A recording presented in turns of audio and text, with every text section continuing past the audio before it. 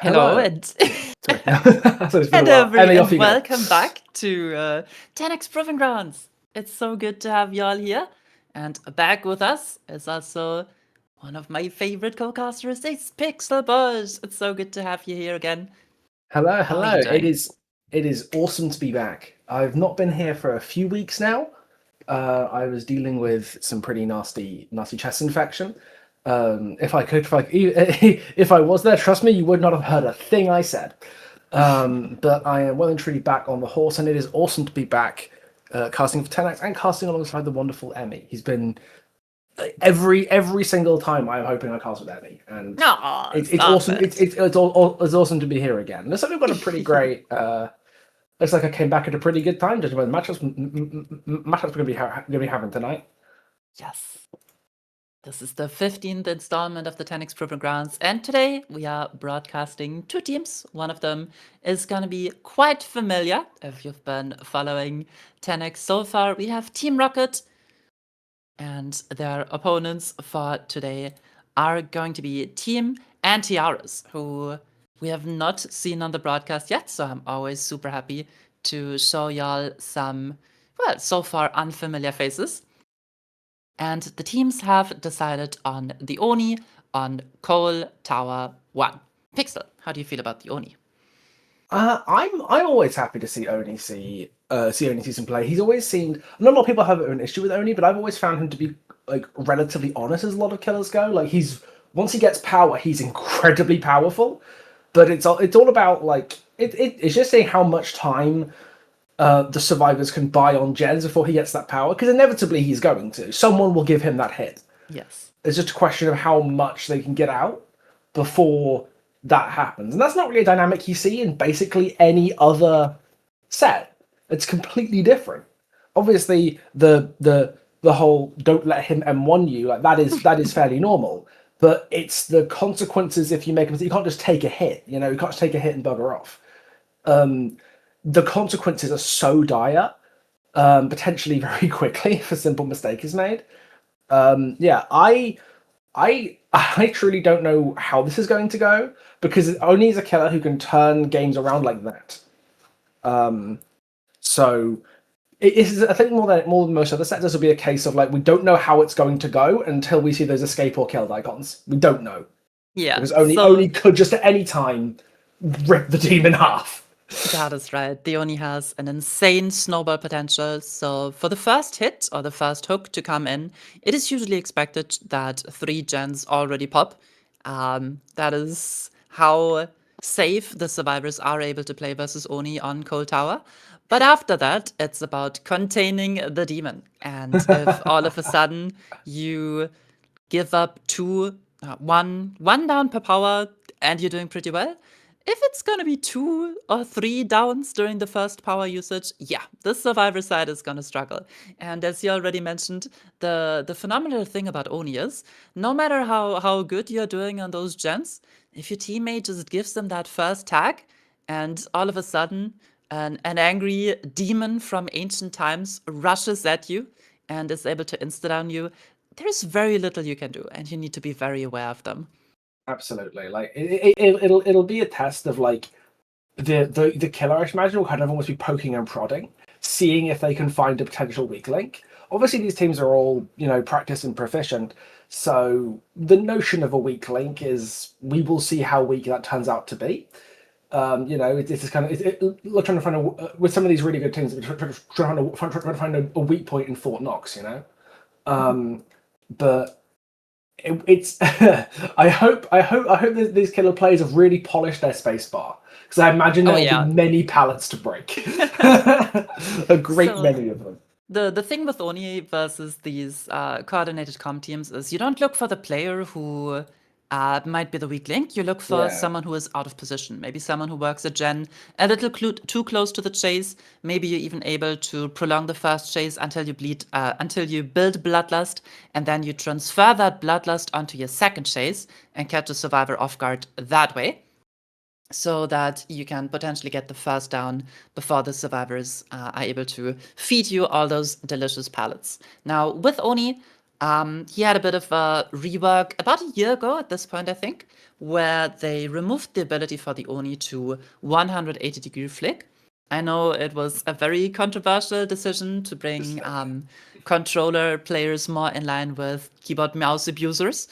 And Oni's popularity dropped off fairly hard in competitive Dead by Daylight. Only recently has he been seeing a bit of resurgence in competitive play because all of these top tier Onis were very used to using those 180 degrees flicks at the last frame to make incredible downs on the survivors happen. And now he's a bit less lethal during his power. I say less lethal, but of course he's still an unstoppable force to be reckoned with. Absolutely. No, um I spent quite a bit of earning myself. Very much a killer. I kind of went off a little bit eventually. Oh. So if I can be entirely honest, they changed Oni so much in that like couple of weeks around when he got his flicks removed because they're like they try and bring them back. They sort of half-ass bringing them back. I wasn't even sure whether he still had his flicks or not because Oni's not a killer you see every day. You know, in the public matches, he's not like Houndmaster levels of extinct, but he's not something you see every day anymore. Not as often as you used to. So I, I'll be honest, I'd completely the idea of him not being able to flick anymore. I'd assumed that they put them back because you know it's behavior. They change things every 10 seconds when it comes to things that tend to be controversial. But no, I can completely see um, why Oni would have fallen off because it that metallic identity that he doesn't really have it anymore. Then not only does that obviously make your actual totality worse, it just makes him less interesting to play at the yes. very high levels because that's it's bread and butter of what you do. It's something that you're used to. Potentially haven't played him for years, so I And can see it's why it would alienate people it's some really cool skill expression as well. I'm for all sure. for bringing PC and console players more in line with each other. I don't want any side to be at a disadvantage. But I don't like it when that comes at a removal of skill expression for one side or the other. For So sure. definitely controversial changes. I'm really glad to see the Oni back in comp because, in my opinion, that's where he belongs. He's so fun to watch. Just every killer player has to prove themselves on their prowess when it comes to playing as a pure M1 killer, playing the mind games, knowing which pallet to break, winning 50s, very, very important, managing bloodlust on survivor side. It is a set that really tests your chase uh, basic abilities to a Yeah, very lethal degree. And afterwards, it also tests your stealthing, your coordination, and your way of just managing this super lethal period of time where the Oni is in his power. And we'll see how the team managed to do so. From Team Rocket, we know that they basically don't have a weak link in chase. yeah, oh, absolutely. Whenever we've been spectating them, they've been so impressive, every single player. Yeah, just So yeah. absolute terrors. If those of you who've been watching for a while will remember at least, well, let's say a while, it's been like a few weeks, you know, that they did win our 13th event about a month ago. Yeah. So if you're if you're familiar with Team Rocket's history, you'll know these people are not to be trifled with. Yes, pairing them up with a relatively unknown team, Anti-Auras. This is kind of the term I used before we went live was David and Goliath. Oh yeah. Um, and yes, if I was Team Anti-Auras, I'd be quaking my boots knowing Rocket's record. I both being the team and the player here. But you never know. I say if I say it's David and Goliath, well, we all know how that story went. But I should imagine Anti-Auras might need a little bit more than a slingshot and a rock to handle this So one. the advantage that those David teams have in Tenax is that the first round is always best of one, right? If Yes, a mishap happens to the maybe team that is a bit favored in the situation, uh, there is no second set to be played to make up for it, to show that, it's just a mishap. Usually you don't do that type of stuff. If you lose, you're out. This is best of one. And yeah, maybe Antiaris can make something happen. I know there's absolutely. there's some cheese potential for sure. I'm not Yeah, and super familiar with the balancing right now, but potentially we could see some secret weapon, corrupt intervention combination. I always think that is very fun to see on the Oni, just to catch the survivor off guard from the edge map with that stealth. Many cool possibilities. absolutely, and especially after they've changed around things like pallet density and whatnot, there's an awful lot of like Cold Tower's map, but occasionally just spawns really weird. It is not. It is by no means a fixed spawn map. It's not the most of RNG filled map, but it's certainly not low in that. So for all we know, if you, and Oni's a killer who can be really punishing of just random dead zones that give you the might allow the killer to force a hit. So again, it's best of one. All it takes is an unlucky cluster of tile generation, one way or the other, and well, we just don't know. We just do not know until it all starts. But that's what makes it exciting. Yeah, And like I said. Cassie's not my cards on the floor. Oh, that's so rude. She wants to play. Yeah. You should make a snake tribal deck. No, if I'm Tag me in, if coach. I'm Team Antiaris, I'm bringing the cheese. I'm bringing Secret Project. I'm bringing crowd control.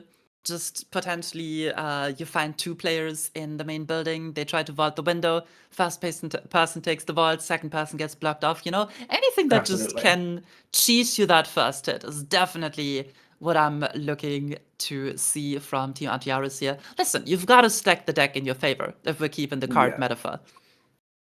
Yeah, and yeah, absolutely. Like almost kind of quote unquote playing fair. Obviously, this is a tournament with rules. You know what we Yes. mean.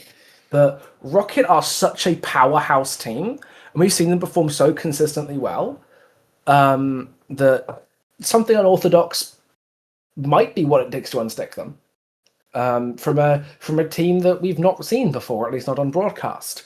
So as much as it might be tempting to just kind of put this in the bag for Team Rocket, I nothing else. It'd be a hell of a story to see if if Antioras can potentially get a bit of an upset here and throw these this very experienced, very proficient team off balance. I kind of want to see that. Well, we have seen Team Rocket play with a bit of hubris when things Yeah. were going well for them. A particular Demogorgon set comes to mind there. But I don't think that is going to happen in a best of one. Usually that is Yeah, the stuff that you do when you're two up in a best of five or something, when you have a for bit of sure. wiggle room, when you can really intimidate your opponents. Sometimes you just end up looking a little silly. We'll see. Absolutely. But yeah, the Yeah. teams are still discussing on how they can get ready here. And yeah, when it comes to picks and bans for this set, we saw we did see that Team Antiaris banned the first versus Rocket, which I think is a really good idea. Yeah, it may make sense given Rocket's history. Yeah, glad that they did their homework on that. We did remove some of the killers from the pool that Rocket is very proficient on, not to nerf the team or anything in particular, Yeah, just because we at Tenax like to rotate things around, keep things fresh, right? We have for a different sure. killer pool every 2 weeks, and this time the Demogorgon got removed, the Doctor got removed, so two of Rocket's absolute favorites already gone. Just staple M1s. Yeah. But again, like M1 is a big part of Oni, right? Yes, of So course. I think Rocket The might skills are still be somewhat happy with that. transferable. And I can't help but notice there's no skull merchant in these pools. I had to bring this up with production. There seems to be an error. Yeah, I don't know what happened with that. They're waiting Yeah, for the rework. so some sort of clerical error. I promise it's got nothing to do with the fact that whenever she's in the pool, she's like the first killer who gets banned every Yes. time because nobody wants to play.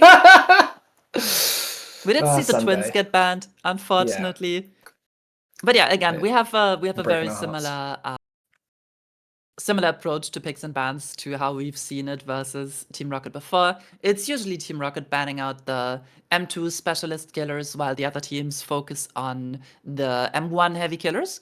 And Yeah. yeah, we ended up with the Oni, which I'm very excited to see that. I don't think we've seen many Onis on Tenax yet. No, What is your I can't remember opinion? many of them at all. What is your opinion on the changed crowd control? Because now crowd control doesn't spawn as an active hex, it only activates upon the first vault. And it also increases your vault speed by 15% on blocked windows. I could see a world where survivors almost kind of do a ruin check. Hmm. Where you can kind of vault, prioritize vaulting early just to see if it's there. Yeah, just vault an Maybe edge map on window. maybe you're on a random like edge map U wall or something, just to see if it's there against killers who might use crowd control.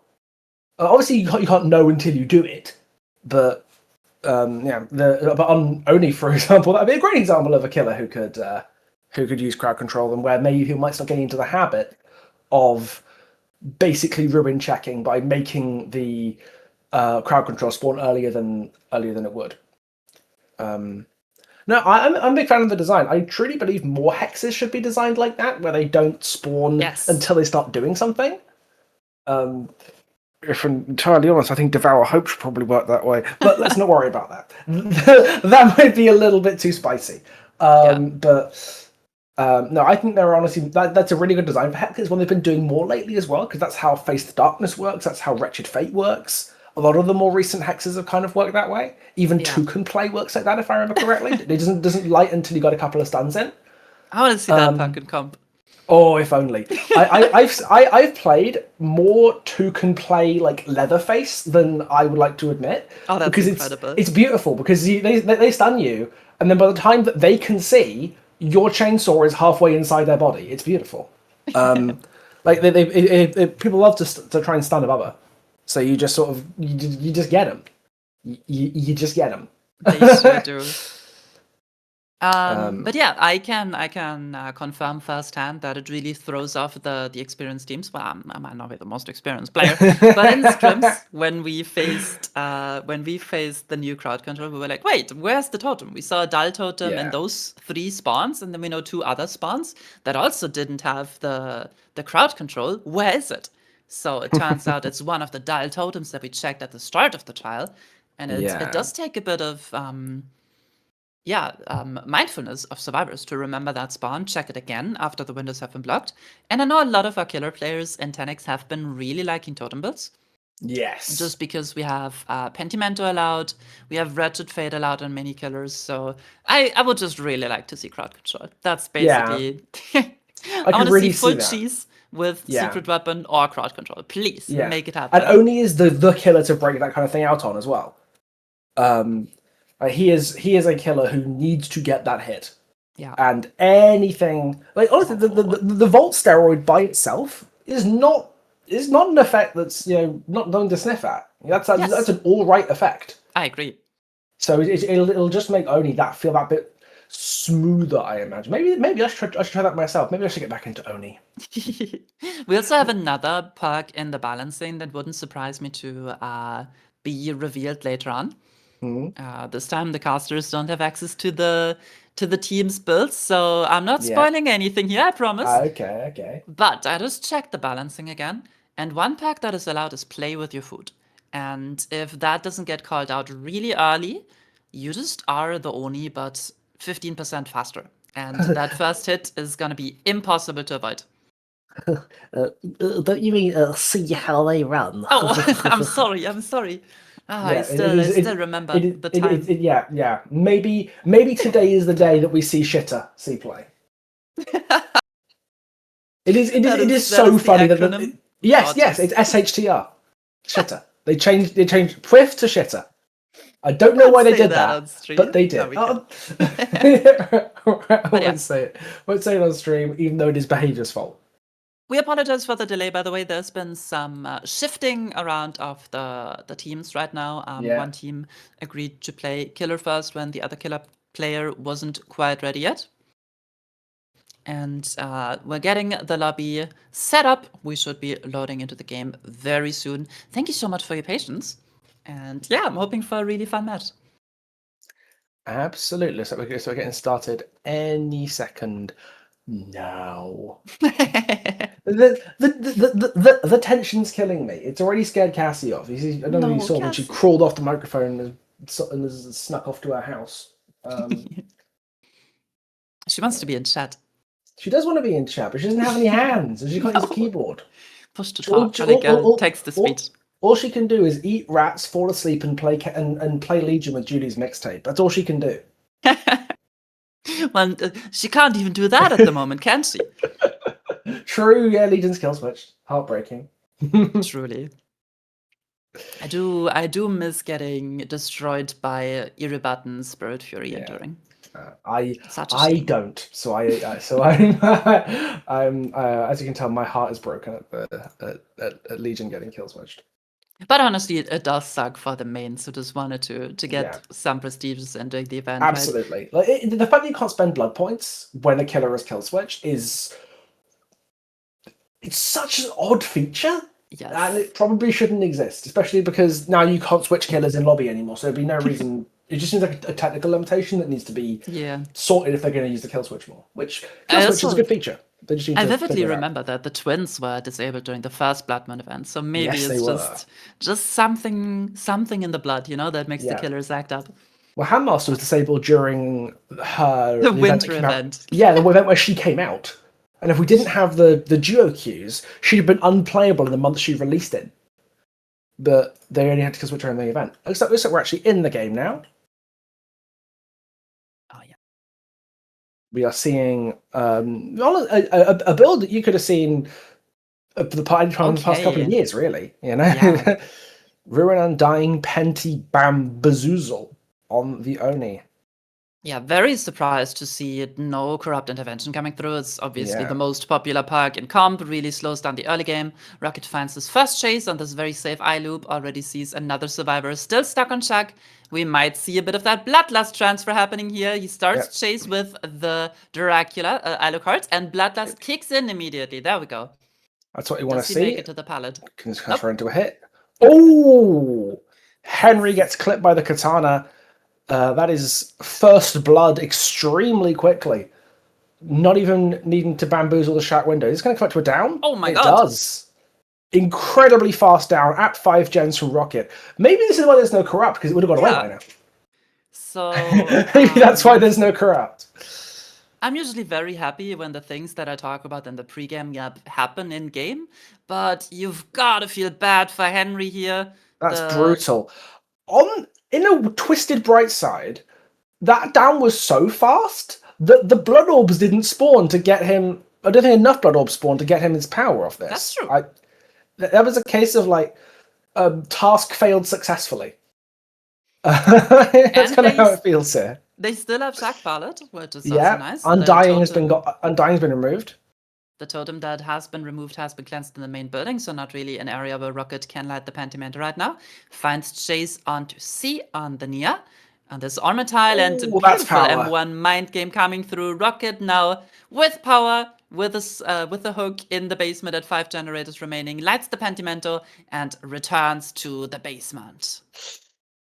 This is not what you want to see. So, pun not intended, sorry, Nia. Immediately finds Henry again. We're going to see a shack pallet coming down. No, we are not. Oh my. Henry is the Greedler. Rocket just goes straight for the Demon Vault. Pun also not intended. I need to think of what I say a bit more. No, I'm loving it. Keep going. See what I can do. Rocket immediately just taking the break on the filler pallet. Clearly content to just sit on that power. It's got all the time in the world. I'm a little confused here because Rocket is running Ruin, right? Which means he does not have any upfront regression. He does not have a painless. He does not have an eruption. So he doesn't really get rewarded for the downs he gets. Oh, and there goes a shack pallet coming down. Finally, Henry pallet, many does such cases. not get pinged. Yeah. Shack pallet does get dropped. What we're seeing a little bit here is shoot by Henry. That was very smooth. Yeah, what you might be seeing here a little bit is maybe Rocket ready to chase Henry a little bit before poking power, just to make sure that the blood spawned. Just to give a nice puddle of blood in that corner of the map, since that's going to be a basement hook, and having a large amount of blood near basement is probably a pretty good idea. I'm a little surprised that the Survivor team is not cleansing the Pentimento when the That chase... is very surprising. I was happy to just hold M1 through it. Yeah, the chase was happening far away. It was obviously committed onto Henry, but they seem to be powering through these generators rather than Yeah. going for the totem, even though they should be aware of its location. Obviously, it can be They called seem to out prefer through to comms. reset C. Oh, one blood orb away from another use of power. Well, C did reset somewhere. Oh, there we go. And that's power. Huh. So they're really letting Rocket use all of his perks to his fullest, right? He gets the Pentimento, doesn't get cleansed, he gets ruined, he can scare people off the gens. He returns to the hook, finds it down onto Koya. Beautiful use of the Demon Dash. Now does Rocket go for the hook? He wants the tunnel out. No Yep, pain he's got resonance. plenty of power left. He wants to snowball this power usage Oh, there's into C in the something corner. greater. Little is just trying to scare C off the gen than anything. But there's Henry. Basically, base BT has been thoroughly wasted now. Henry's at main building, but that was a quite nice corner hug from Henry. C likely having to pick up on Koya right now because they haven't returned to the gen. It looks like. Oh my god, the patience was so good there. Well played, Henry. Henry's got nerves of steel, which is necessary when you're the tunnel out. He ran Rocket for his whole power, and now there is very little blood on the map. Because if you injure a survivor during your power, they don't start dropping blood immediately, only once the power runs out. He does find the injured Koya, who was trying to reset with Alex, who makes it back to the shack, but Rocket wants to go for the healthy survivor, trying to get that large chunk of power out of getting the M1 hit. Immediate bam on the window. Does Alex somewhere they can reasonably make it? Doesn't look like it. That's going to be likely another M1. No, not good quite. Ping. Alex paying for that full fiber. Yeah, Henry has been reset in the distance, even though Rocket is able to spot him. They're also double resetting Koya over there in the corner. But a lot of blood over here. Rocket still has possibly enough for a power, but with all the blood on that gen. There we go. Oh yeah, it is. But Rocket still has the Pentimento up, which is to me the most questionable decision that the Survivor team has made so far. They saw Rocket walk up there and light the totem, and right now it's just being ignored, which is and they have the aura of it too, because that's how Pentimento works now. Like they can just see it's there, even if it was Henry who was nowhere near the room when it went up. Everyone knows that. Everybody knows. But that is right there. Just needs to play some more. Oh, beautiful Goomba stomp by Rocket onto Alex. Finds him on the heel, and Rocket is not done. Wants to go for a little bit of slack pressure. Oh, sees Koya sniffing around the ruin totem. Oh, that's not what you want to see. That is very much not what you want to see. Two downs on fresh hook survivors. Ruin has been protected. He wants even more here. Rocket is so greedy. Oh, but it looks like he had every right to, because another down to C. Alex is injured. Henry has to presumably get off gens and totems and things to pick up Koya in main building. Alex is cornered without anywhere ready to go.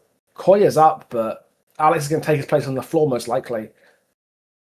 Oh, nice.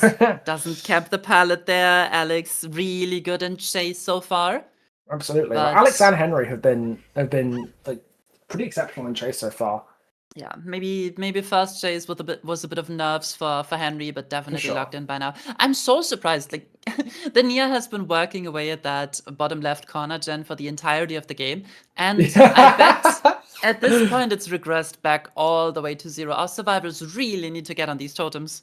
Yes. It's been every Henry's fighting for his life and sees us like I'm on the generator. In my lane vibing. But no, there's been a couple of times I think someone has tried to go for the totems. Like we saw Koya trying to go for the ruin at the building.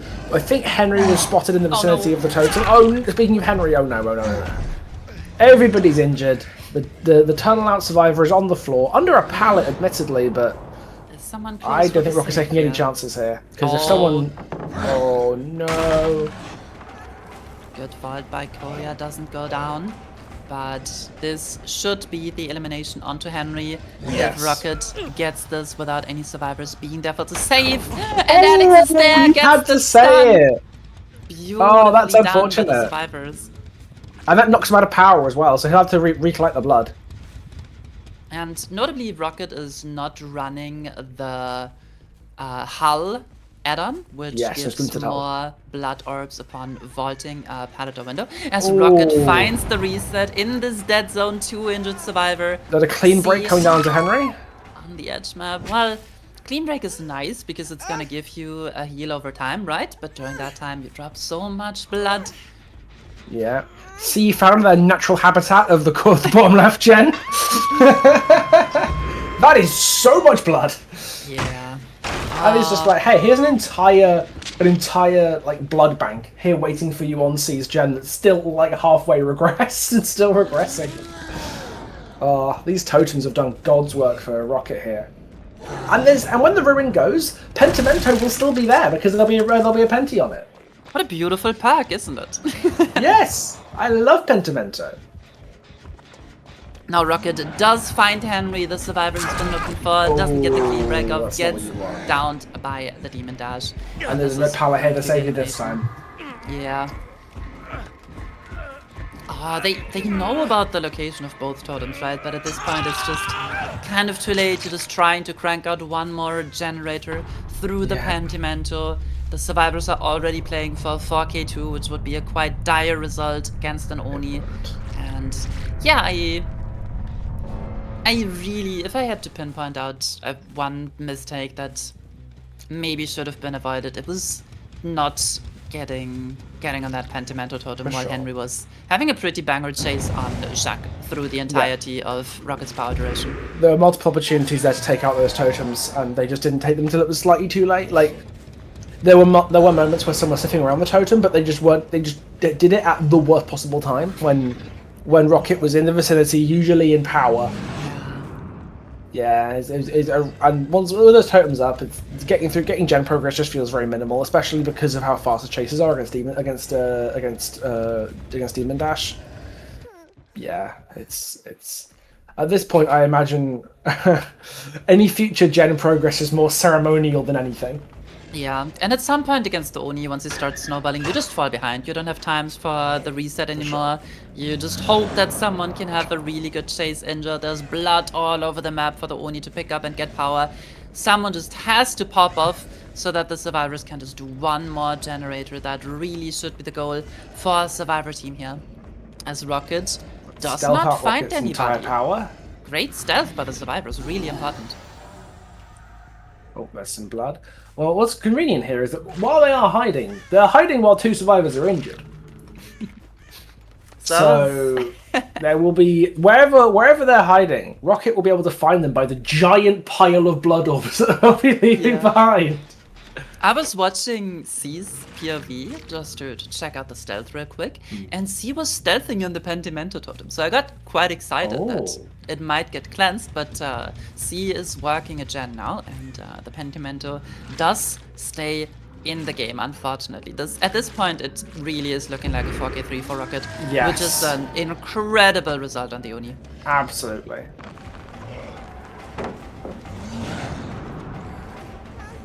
Koya does get reset. Ooh, The C Kanabo brushes C lovingly on the ankle. gets the pallet break. Good vault by C, but this is another survivor on Death Oak fighting for their lives in this trial. And then a 2v1 versus Pentimento Ruin. You're not getting any more gens done. No, this you are has not. to be a pop-off chase on nothing. And C does all that they can do. Looks a little closer to nothing in that dichotomy. It's a valiant attempt, Yeah. but there's only so much you can do against a very, very good player with a very good power. And some very good add-ons to help that very good power. It's not what you want to see. That Penti is, as usual, it stands there untouched as a monument to Rocket's success. Yeah. In the middle of the map, taunting the survivors. Yeah. But yeah, at this point, it's unfortunately a done deal. Maybe Alex can show some of their chase prowess. They've been really impressing me so far. Good For on the pallet save, good on the check spot as well.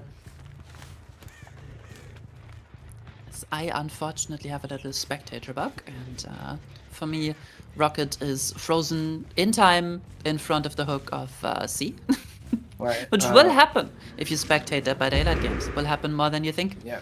Rocket's back at main building for me. Got power, found a large blood deposit. We believe it was the one that C left behind when they were doing that gen. Kicking the pallet that the save happened at, and now we're just seeing Rocket once again back to the default setting of where we were last time Rocket had the power, which was wandering around trying to see what's going on. Now, the rocket has started moving again, but is currently standing still. Maybe just, does find Alex in the now. universe. Yeah, there's Alex. Maybe just changing the reshade, you know, making sure Yeah. your game looks pretty while you get the 4K3. Very important. Having a snack. Double vault on the shack window.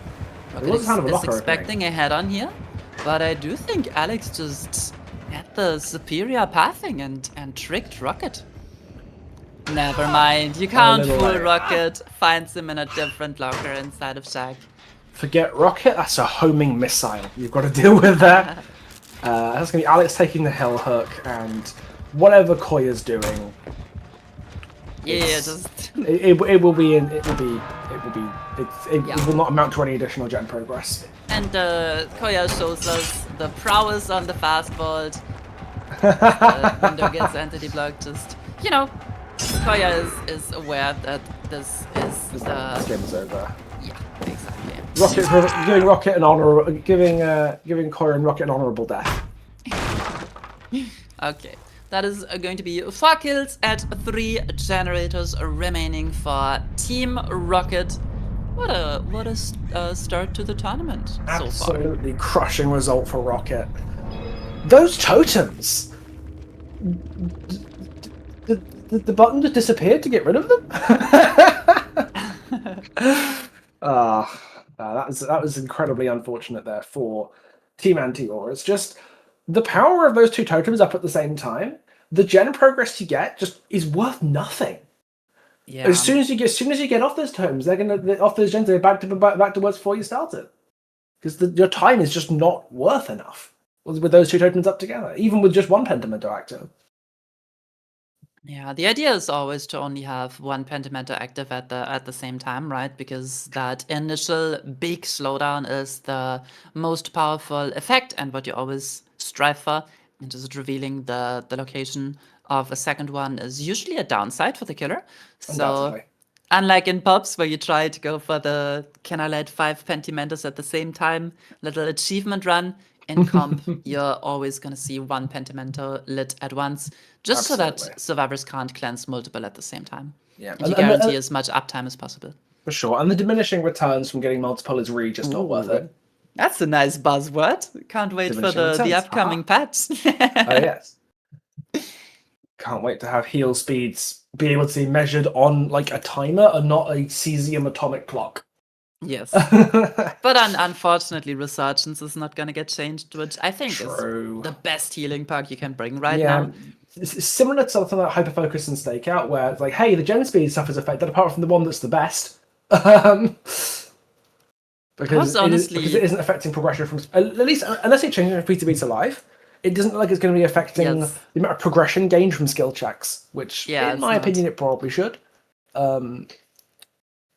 It opens up design space for future like gen like kind of speed perks and stuff like that, but we just don't know. It'll at least stop the Wiglif circle of healing. You're up in 2 seconds and have endurance for 1,000,000 years type. Oh my, Malarkey. aren't those games fun? Ah, dude. But yeah, at this point, I would always meta game Tenax in a bit, right? Just always have that counter force on the survivor side. We've seen all of the best killers always bring hex builds. We've Yeah. seen Wispy do it. We've seen Rocket do it.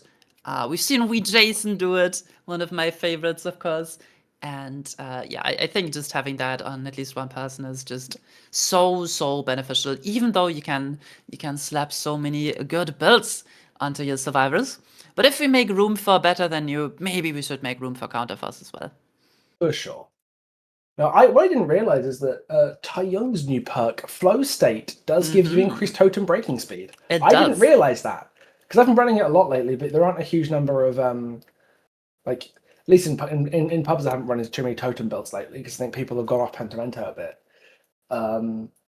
But no, if you want to cleanse some totems, but unfortunately it only gets to speed what some gens have been done, which kind of defeats the point of using it to beat Ruin and Pentimento. You know, it's not quite as good. I'm gonna go off topic here real quick, but I was running a flow state inner strength cute little totem build in one of my public games, and I had a survivor unfortunately DC, and what the bot in place of the survivor did, he ran across the entire map and cleansed broke every single dull totem, and I was so frustrated. Got sandbagged by a bot. That's awesome. It could have done gens instead. Those were my No dull totems. totems. But yeah, on those higher tier killers where inner strength is allowed, I think flow state inner strength can be a really fun perk combination in comp, Absolutely. and I hope we might see that in the future. Yeah, because those healing boosts and unhook boosts, they're just nice to have, and especially once a few gens have been done, that unhook boost can really throw people off. Yeah. And the one thing that you can usually count on in a competitive setting is that your teammates are going to be doing those generators instead of, looting basement chest or something like that, cleansing all of my totems. Inspecting the crows. Yeah, you're going to get some value. Like, I think usually the 30% speed boost is going to be expected to be available versus A-tier killers, because that's usually what you get away with for your first chase. Two to three gens for the first chase is usually expected. But yeah, Team Antiaris' killer is getting ready right now. And again, I hope for full cheese. I want to see Play With Your Food. I want to see Secret Project, Corrupt Intervention. Anything that gives you that quick first hit. I know Rocket was not really running any cheese perks. Far from it. But he just got a double tap on Shag based off of a little cheeky Bloodlust transfer. And I don't think that Team Rocket survivors are going to let that happen to them. Absolutely. Like, I forgive my language, but I'm ready for some malarkey. No, I don't know what to expect, because again, this is possibly the first event so far where we have no idea what we haven't seen what the killer's builds are. Yeah. So we're not being coy here, and could they be running? Like, no, we genuinely have no idea. So this is going to be interesting to see what we've got. Could be seeing Bloodhound and no other perks for all we know. And there's so many good perks available in this balancing, in my opinion. And we see Counterforce on the survivor side. Oh yes, here we go. It's a crowd control. It is. We got ourselves crowd control. We got Deadlock. I'm not calling it No Holds Barred because Deadlock is a better name. It is. And Ruin Undying. Yeah. Business very solid for sure. Again, this is not gonna help you with the first hit unless there's gonna be a little blunder on the main building. Yeah. But yeah, the survivor team has come prepared. They have brought counterfalls, so as soon as one totem gets cleansed, the others might be soon to follow. And we don't see Pentimento, which in my opinion is the strongest hex perk that we have available in this tournament setting. So yeah, I'm giving this build an 8 out of 10. Oh, nice attempt. Lexi is wise though. Does not get it through the shack window. This is where crowd control is gonna get revealed to the survivor side. Shack pallet going down nice and early. That's a good gen progress from all the survivors, honestly. Rocket's already got a gen over half done. Yeah, and Lexi is able to drop the pallet from the correct side. Able to make it into the map again. Henry not zoning to the edge map. Leaves the chase, knowing that the survivor has a very safe part of the map available for themselves. Sees two survivors working topside generators. Oh, Rocket gen has been discovered. This filler is not the best. The gen spawning here makes it a bit wider, so a bit more survivor-sided, but Rocket decides to leave and play the tile instead. Vault coming through, another crowd control. Rocket does choose to stay on this tile, even though the window has been blocked, still has this filler pallet available. And the first totem gets cleansed, which is going to be Undying. Undying takes the hit. Oh, beautiful Ooh. hits! Nicely done, Henry. That's first blood, but There's and then first first gen gen. pops. Yup. Honestly, Dropping rocket. yeah, Henry needs to leave this chase because the win condition is 4k3. That Or is the true. win condition is 4k4, so he expects Tavo to just be, Lexi to be working this bot side gen, which is exactly where they are, so good game sense. But unfortunately, the survivors who just popped the other gen at the top side can just move over and take over Rocket's gen. Luckily, Deadlock coming into play. Lexi does drop the pallet, but the pallet drop this filler is not very safe anymore, especially versus Ooh. Bloodlust. And Henry wins another 50 and gets power. This is exactly what he needs here. Yeah, no, all he needs to do is for Team Rocket to all cluster up together and give each other a big hug. Oh, a triple demon all. dash down. That's all. We're talking about that like it's nothing. Right, this is the. Oh my. Well, hello, Okay. Henry. All right. If you want to go on a slugging spree, that's how you do it. That's how you start. But I guess he's happy to take his hook and keep most of power ready to be reclaimed. Tavo cracks a totem. Rat's Ruin gone. Counter Force coming in, doing some bits and business. That gen is pretty highly progressed, and that progress is likely to mostly stay there. This is not Henry's enough for power. slightly short of power. Maybe. Oh, okay. Maybe like a little hit here on Mash here might. Rocket wants to take the hit here, but beautiful swing around the body block. Henry really showing off the M1 mechanics. Oh, there's a load of blood here Finds, too. That's good. That's good more for blood over reference. there. Fast Very vault true. because of crowd control. Yeah, I think Henry was just happy to get a quick Oh, there down goes the second onto, gen. Unfortunate. Yeah. I think he was just Win happy condition getting a is- quick down onto Rocket there, rather Yeah, win than con's snowballing now- the game more. The win condition, as you said, has been tight by the survivors, reach. and they are in a great position to complete more generators here. Tavo's already got one halfway done. The ruin is out the way, so that progress is likely not going anywhere anytime soon. Yeah, and with the hull, there is gonna be a lot of blood being dropped by Rocket for this chase. 3 survivors are injured, but again, even if the survivor team gets 4K'd here, the win condition, right? That is what they're playing for. So it doesn't really matter as long as they can pump out one more generator. And Rocket is just holding this chase beautifully. Henry trying to see if someone is maybe taking over the high progress generator, but does not find anybody. And a bit hesitant to pop power, finally does it, but I Tavo's think it's too late. I agree. Oh, and we're going to see Tavo's gem popping in just a moment. Uh-oh. And there we go. And that was all she wrote in terms Yeah. of winning this match. Such a safe filler, but Rocket decides to greet it. A little bit of confidence coming through, shining the flashlight as well. Henry leaves the chase, tries to snowball a bit now. Can he find another survivor? Setting. To Henry's credit, his chases have been pretty damn good. I agree. Unfortunate the win condition was so Oh my. so demanding. Yeah, and already 4 generators completed. Henry Yes. overshooting his goal a little bit, trying desperately to find those survivors in power without any information. Sees a bunch of blood on this generator, That's enough to get and that's power gonna back, bring at him back to least. power. There goes the crowd control. And now the entire build is gone because that deadlock can't activate again. Indeed. Yeah, I do not envy the challenge Henry had to live up to here. This was incredibly difficult. Oh my god, Rocket just always greets. Oh, almost smashing that pallet. Extremely close. Oh, beautiful little double back in power by Henry. That's exactly what we unfortunately wanted to see 3 gens ago. Yeah.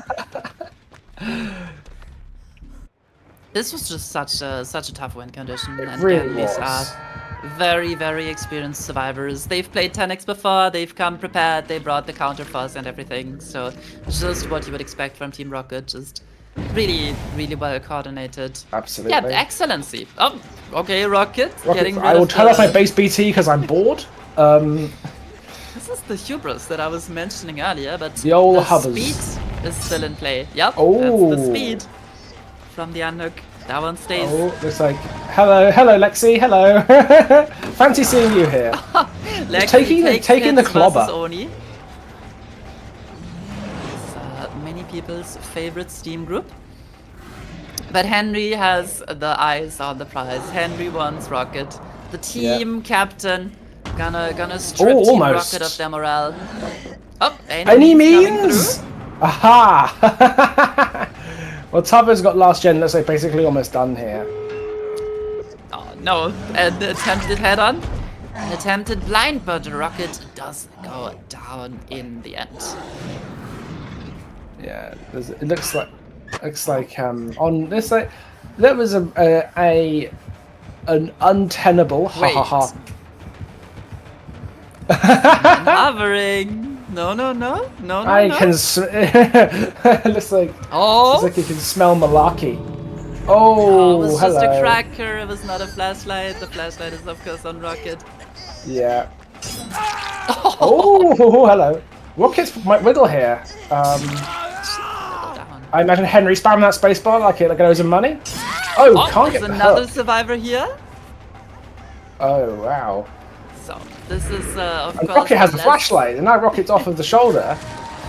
This is of course the less optimal play because Lexi symbolizes more stages, but you know.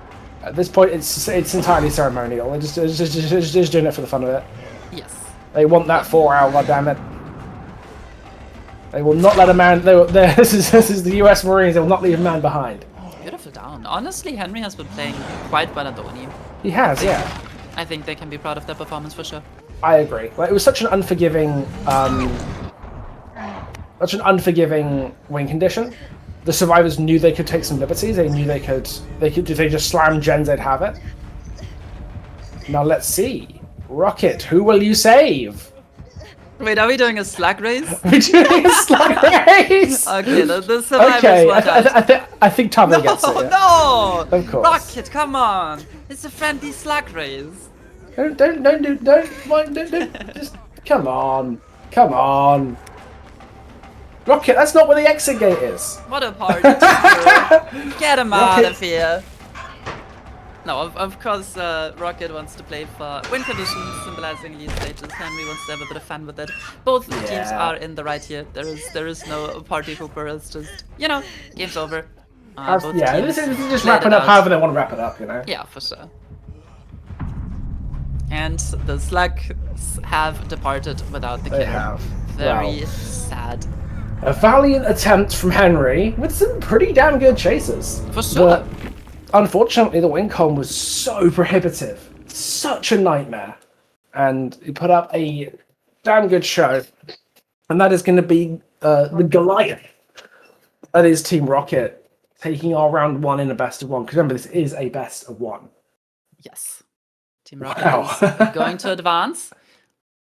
Right now, we are looking at the quarterfinals.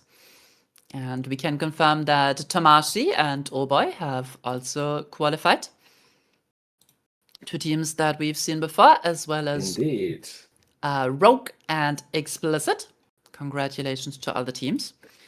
We are going to throw you to a quick break while the teams get the picks and bans done for the quarterfinals, and then we will be right back with you. Thank you so much for watching, and if you're enjoying the cast, if you're enjoying the games, come leave us a follow. We are here every other week for tournaments. If you are into comp, if you want to play, if you have your own team, consider signing up. Tenax is very accessible for all levels of play. Whether you want to get your feet wet or if you want to farm lunch money every other week, you know, we support both the beginners and the bullies.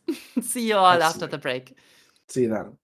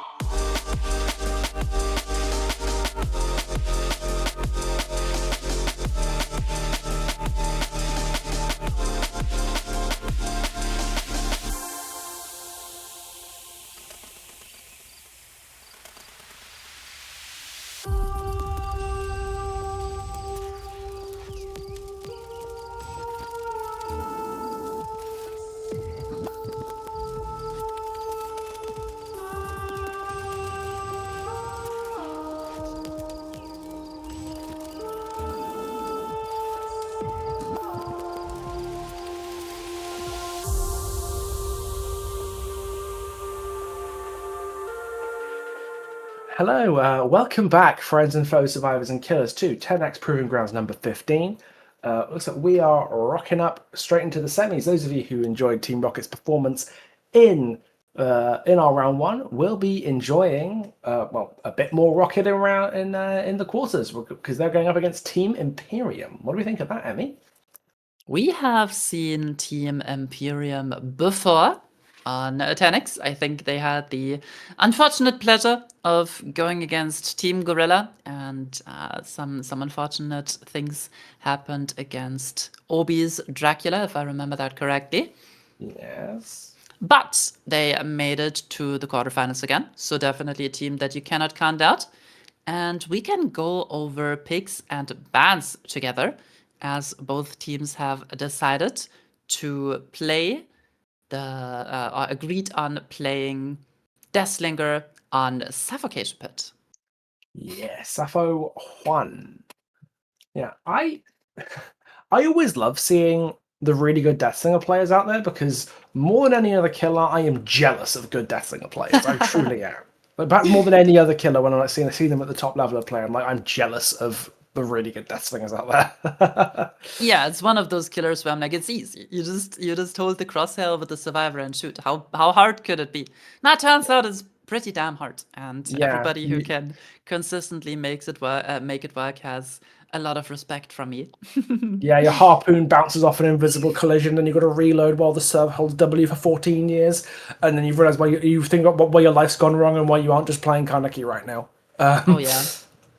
But no, Deathslinger is. I'm really looking forward to this one because I don't see a huge amount of Deathslinger play, so I'm very very excited to see Mr. Caleb Gunsman. Yeah, we had the pleasure of seeing a Deathslinger set in the last Tenax. I think it was Team Etherfall who brought a very interesting add-on combination. They were bringing the reduced braking speed chain add-on in combination with the cigar and Sloppy Butcher. Do you I think see. we're going to see that combination again, or are we going to see something more, more conventional? I truly have no idea. Okay. Rocket went for a pretty conventional build with the Oni in the round one, so we might just be seeing that again, something very tried and tested. Hmm. Unfortunately, I did not see the Deathslinger match last time because obviously I was about 30% phlegm by body weight. But I'm no, I'm re- I think we're probably going to see something fairly conventional out of Rocket because that's kind of been the play from what we've seen before recently, for the most part anyway. Imperium, I truly have no idea what to expect out of Imperium. Yeah, they're definitely the underdog in this set. And unlike Deathslinger, I don't think there's gonna be many opportunities to cheese a slinger in particular. Suffocation Pit For is, of sure. course, a very large map, and Slinger's lack of mobility, but his great ability to hold down an enclosed area is really what makes or breaks this matchup. If the Yeah. Slinger is able to get a nice hook inside the 3-gen, if he's able to not let the hooked survivor escape after the unhook, that's really where the matchup starts to shift. But usually I would say this is a heavily survivor-sided map where the focus is on the macro game. Yeah, I could 100% see that. Honestly, Slinger's ability to reposition survivors that he hits with his chain, especially ones if they're like already injured, more relevant than you might think in a situation like this, because that could be the difference between getting them in a hook in your 3-gen and not being able to make that critical hook by just pulling the survivor towards you. That is. It sounds weird because that's what he does, but it is an underrated part of Deathslinger that it forces survivors to reposition. It forces them into somewhere they don't want to be when the down happens. Even just by a few meters, that can be the difference between reaching out and getting a hook in your 3-gen and having to just take the nearby hook or risking hit takes and stuff like that. So Deathslinger is the killer you want to put survivors back where you want to put them and keep them in your 3-gen. Yeah, it's also very important to be able to drag survivors that you're going to down out of pallets. So there is less Yes. altruism than you would usually see against a 110 killer. And it's just about those micro dodges the micro movements from both the killers and the survivors in this set. Are you gonna be patient on the pallet standoff, or are you mercilessly gonna get shot and dragged into the fangs or the grasp of Yeah. the slinger player?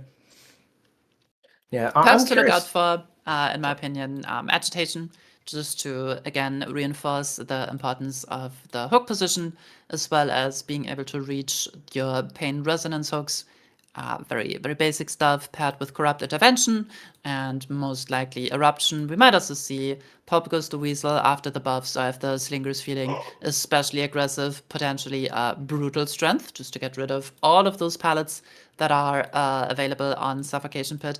But a good Slinger player knows their way around them. I recently scrimped against a fairly experienced Slinger for the first time, and I was surprised at the stuff they can do. You really feel more safe than you truly are on the Survivor side. Because some Absolutely. of those dropped pallets can absolutely be outplayed by an experienced Slinger. Yeah, especially if we're seeing Prison Chain in this match. The add-on, as I said, that reduces the speed of the chain break. A lot of those fillers that you might think are safe will not be so safe because the reeling will catch people out. It will catch the people out for sure. I've talked to Death Slinger mains, and they say that add-on is bad. It basically does nothing, even on the loops where you think the extension could do anything, because I think it just the impact is just so minimal. 10% less breaking speed adds up to very few parts of a second in game. So I think the most popular add-ons on Slinger are still the Warden's Key for reload speed, Yeah. and either the cigar or the tin oil can. Now, the cigar Yes. reduces the stun duration you get after breaking a chain, or like reeling a survivor in and then getting the injury via a chain break. But this add-on has been partially made base kit a while ago, so many players also lean to the tin oil can, which gives you less cooldown after missing a shot. An add-on made after my own heart because I'm really good at missing shots. Yeah, it's fun to go for the shots, right? It's so much more fun Yeah. to just shoot instead of always going for those little zoning Yeah. maneuvers where you pull up the redeemer and aim down sights, but you never shoot and just wait for the survivors to lose distance. Yeah. It's the right way to play Slinger, but it's also the way to play Slinger that makes me a little sad. It does, yeah. That's just the way it is, and it doesn't look like to be changing anytime soon. Now, I always found combinations on Slinger's add-ons a little bit strange because he's got a load of them that just do precisely the square root of nothing. Yeah, that is so true. Like if you are running the Marshal's badge, I want to give you my blood points so you can buy some better add-ons. Because what is that? What does it even do? Can you tell me? Because I'm unfamiliar. Marshall's badge, I believe, it's a smaller. Your TR gets smaller when you're aiming down sights. It's either that or it's you move faster when aiming down sights. Oh yeah, I know that you can at least make something funny happen with like a monitor and abuse build and aiming down sights. But those movement speed while aiming down sights add-ons, I know that those are atrocious, unfortunately. Yes. Like, and the whole like manipulating your terror radius thing worked nicely when he was a 24 meter TR killer, but he's 32 now. So it's like, what is the point of knocking like 4 meters off of your 32 meter TR while you're moving at the speed of molasses? Like, Yeah. what does it even do? Especially because monitor is now percentage based. Oh, So that's if it- true. yeah. So it got worse on the killers with the small terror radius. Yeah. I'm not mad about that. I'm not mad about that at all. I'm not mad about the fact that the perk got buffed on Kaneki and Blight, but nerfed on Skull Merchant and Ghostface. Hey, listen, let the poor Carnegie players have something. They got their True. Revolt made base kits, so they're all very sad when I bought through them on a Yeah. pallet nowadays. Yeah, and now they can run monitors to make themselves feel better. Go down to 30 meter TR. Yeah. So they sound really imposing with their Yeah. Colrophobia slugging build. I love it. uh, No, the teams are getting ready. We're getting the lobby set up. Unfortunately, there is either a restart or a crash happening right now. So we will be getting into the action with a bit of delay. But Suffocation Pit, we can talk about it again. I do think it's quite unusual that it's traditionally been the map that Slinger gets played on in comp, in my opinion, is just way too big. Of course, there's some fun shots you can go for on the shack and the main building of the map, but it really emphasizes that it's a survivor-sided set, and we should, if everything gets played correctly, it should be roughly 5 stages, maybe 6. But if you 4K as Slinger, you're doing something very right, or the survivor side is maybe doing something very wrong. Yes, especially on a map. Yeah, that map is notoriously stacked in the middle, and you're a 110 killer. You don't have a huge option as to where you're taking your chases. So it'll be a question of Slinger, to borrow a bit of Wild West terminology, corralling survivors where he wants them to be, where he can protect his gens, where he doesn't have to haul his 110 crumbly ancient Irish ass across the map, and can actually put that Redeemer to use without there being a 15th window vault within a spitting distance. Oh yeah, those are Very so much frustrating in that middle of the map. Yeah. Well, this reminds me of Plague in that, like, hey, this is not a test of how much you can control the whole map. It's a question of how much you can keep them in the area of the map that you can control. Kind of like Plague in that respect. Yeah. But I do think that, well, first of all, Plague is 115, right? Which For gives sure. her immediately an advantage. And while she has access to a power, I would definitely rank her a little higher than for Death sure. Slinger in overall strength. Yeah, she does have to deal with those pesky pallets, and sometimes it can be so frustrating having to M1 chase because you just don't get access to your power. But she definitely is the queen of Suffocation Pit, while Oh, for sure. Blight is probably the uncontested king. So Deathslinger just reigns as an outcast, Yeah. patrolling the lands, trying to pick up the scraps here and there, you know. An outlaw, if you will. Truly. Ironic, given he was a lawman. Yeah. It looks like we've finally gotten the lobby maybe working. I'm astonished. This is Dead by Daylight. It's one thing I've never seen before is custom games being troublesome. That's never happened before. Yeah, it looks like we are finally all readying up and good to go. I think there was a controller issue actually from one of our players. That's gotta be frustrating. Tech issues are always the most annoying thing, and they always happen on tournament day. They always happen when it's the worst opportune timing, or the least opportune timing. Oh, of But yeah. course. We are going to have Rocket on the killer again. I'm really liking the diversity we are seeing from this player, who is mainly known for 1v1 and his survivor performance. So I really think it's a great opportunity to broadcast himself and get himself out there as also a very lethal killer player. I was so far really impressed with his unknown performance. That one stuck out to me as super, super good a couple of tournaments ago. The Oni was very solid. So let's see what he can do on the Shooty Man.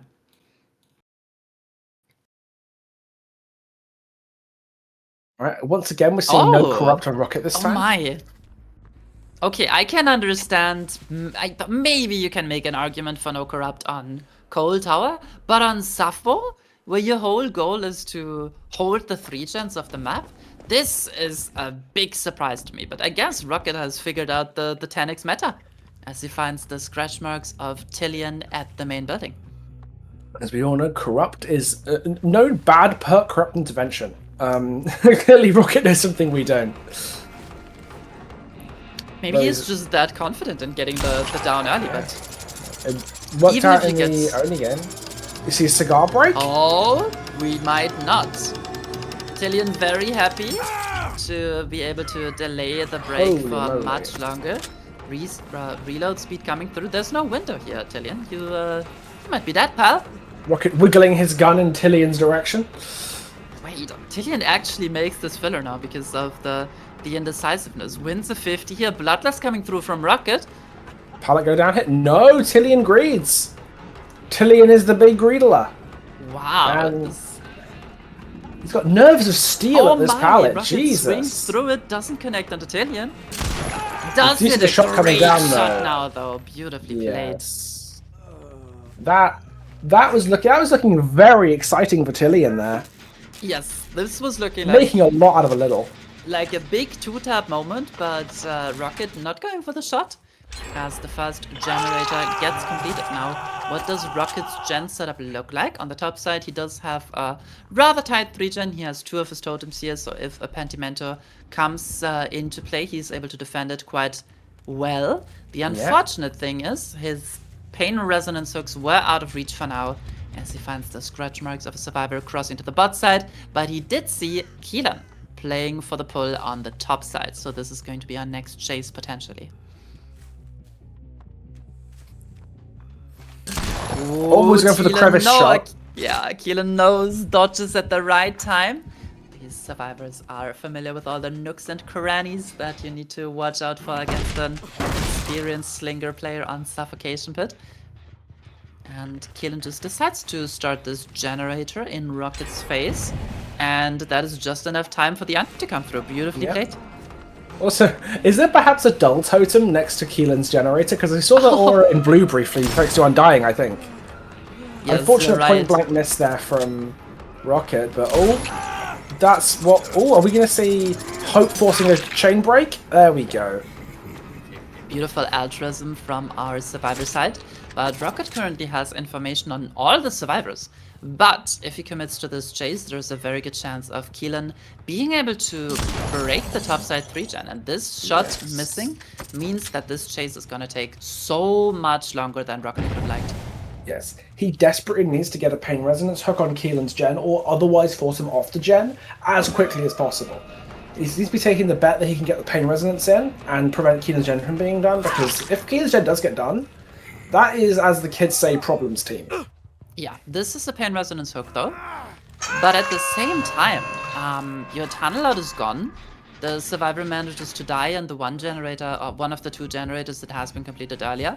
Now, Rocket's saving grace was one crow that he just saw returning to one of the nearby rocks. So if he can find Tillian, who might be stealthing injured for the pull here, that is how Rocket can get the upper hand again in this matchup. Absolutely. No sign of Tillian here. Maybe he can get to Keelan's gen before it gets done. It's going to be close, because being 110, not your favourite thing in the world. Looks like he's not heading towards... He seems to have taken Keelan's gen as something he's going to lose. Takes chase with V here.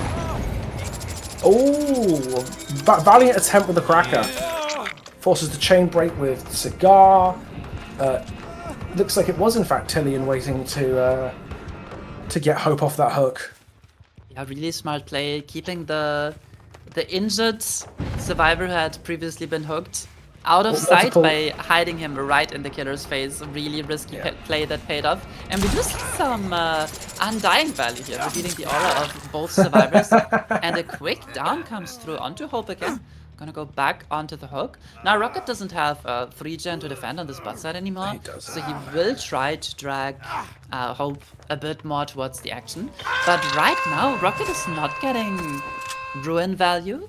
He's not getting a lot of pain res value, and he's most importantly not getting Pentimenti value, as he finds Tillian on this pallet gym. Can Rocket get the down here? I would say it looks good. Oh, not quite. The box! The box! If Hope did. That's painful, but he didn't need to reload before he broke, so not a huge amount of distance that can be gained here from Tillian, but he might have to drop his chase. Yeah, he does leave the chase. He wants to go for Hope instead, get the tunnel out confirmed, but Hope is hiding. This is Keelan that Rocket is finding. Yeah, so maybe he decides, okay, I'm gonna get for fresh hooks, as he completely catches Keelan off guard on the snake tile. This is definitely looking like outs for a survivor team. Rocket is not in a position to 4K at all. It's not looking amazing.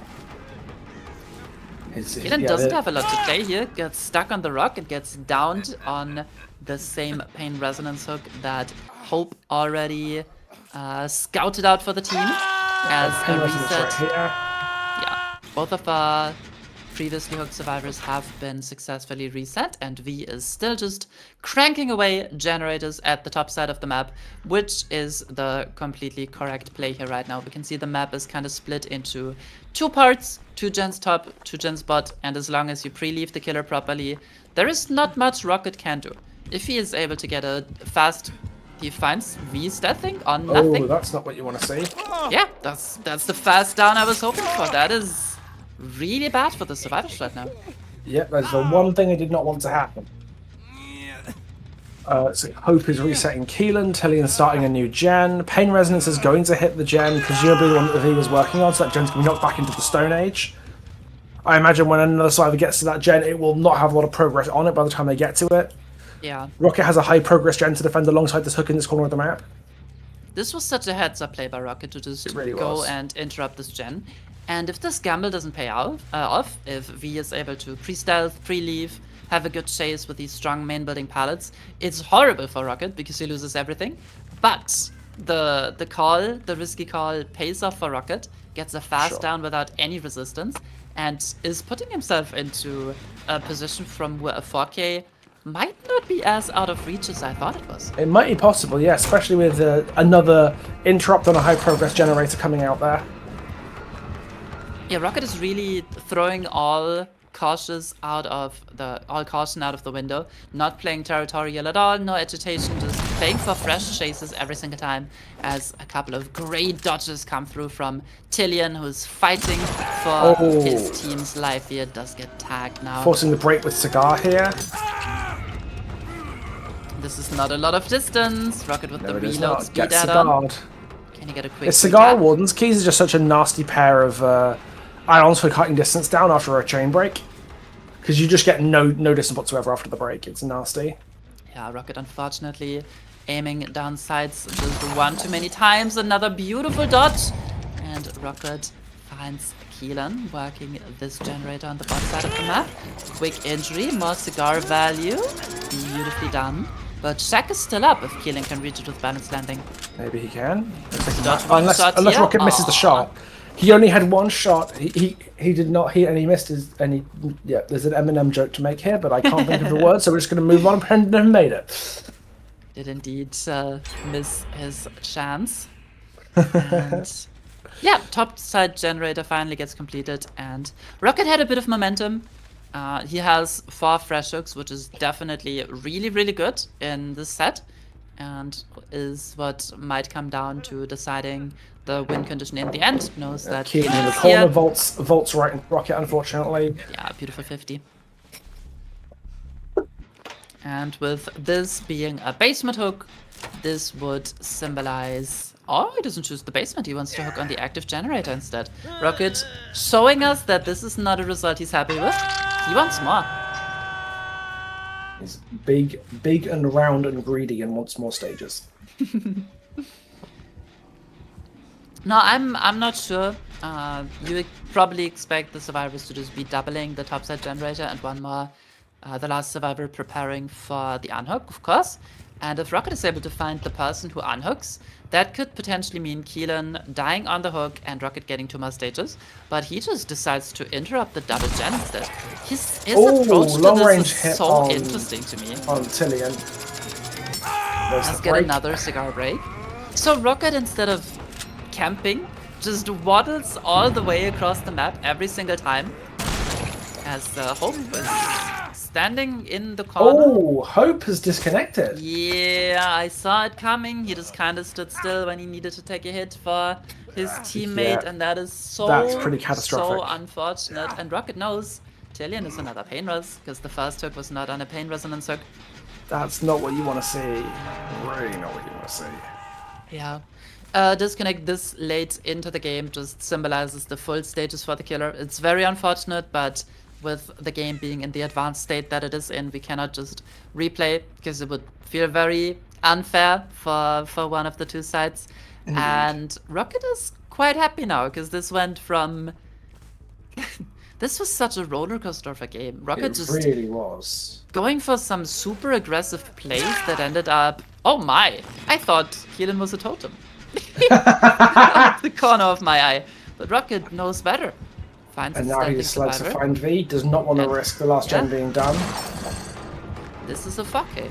With 1 Yeah. generator remaining. Wow, okay. No one could have seen half of what happened in this game coming. Yeah. Really nice attempt there, trying to abuse hitboxes. This has to feel bad for the survivor side, right? You never want to lose to a disconnect. Yeah, and V just says hello.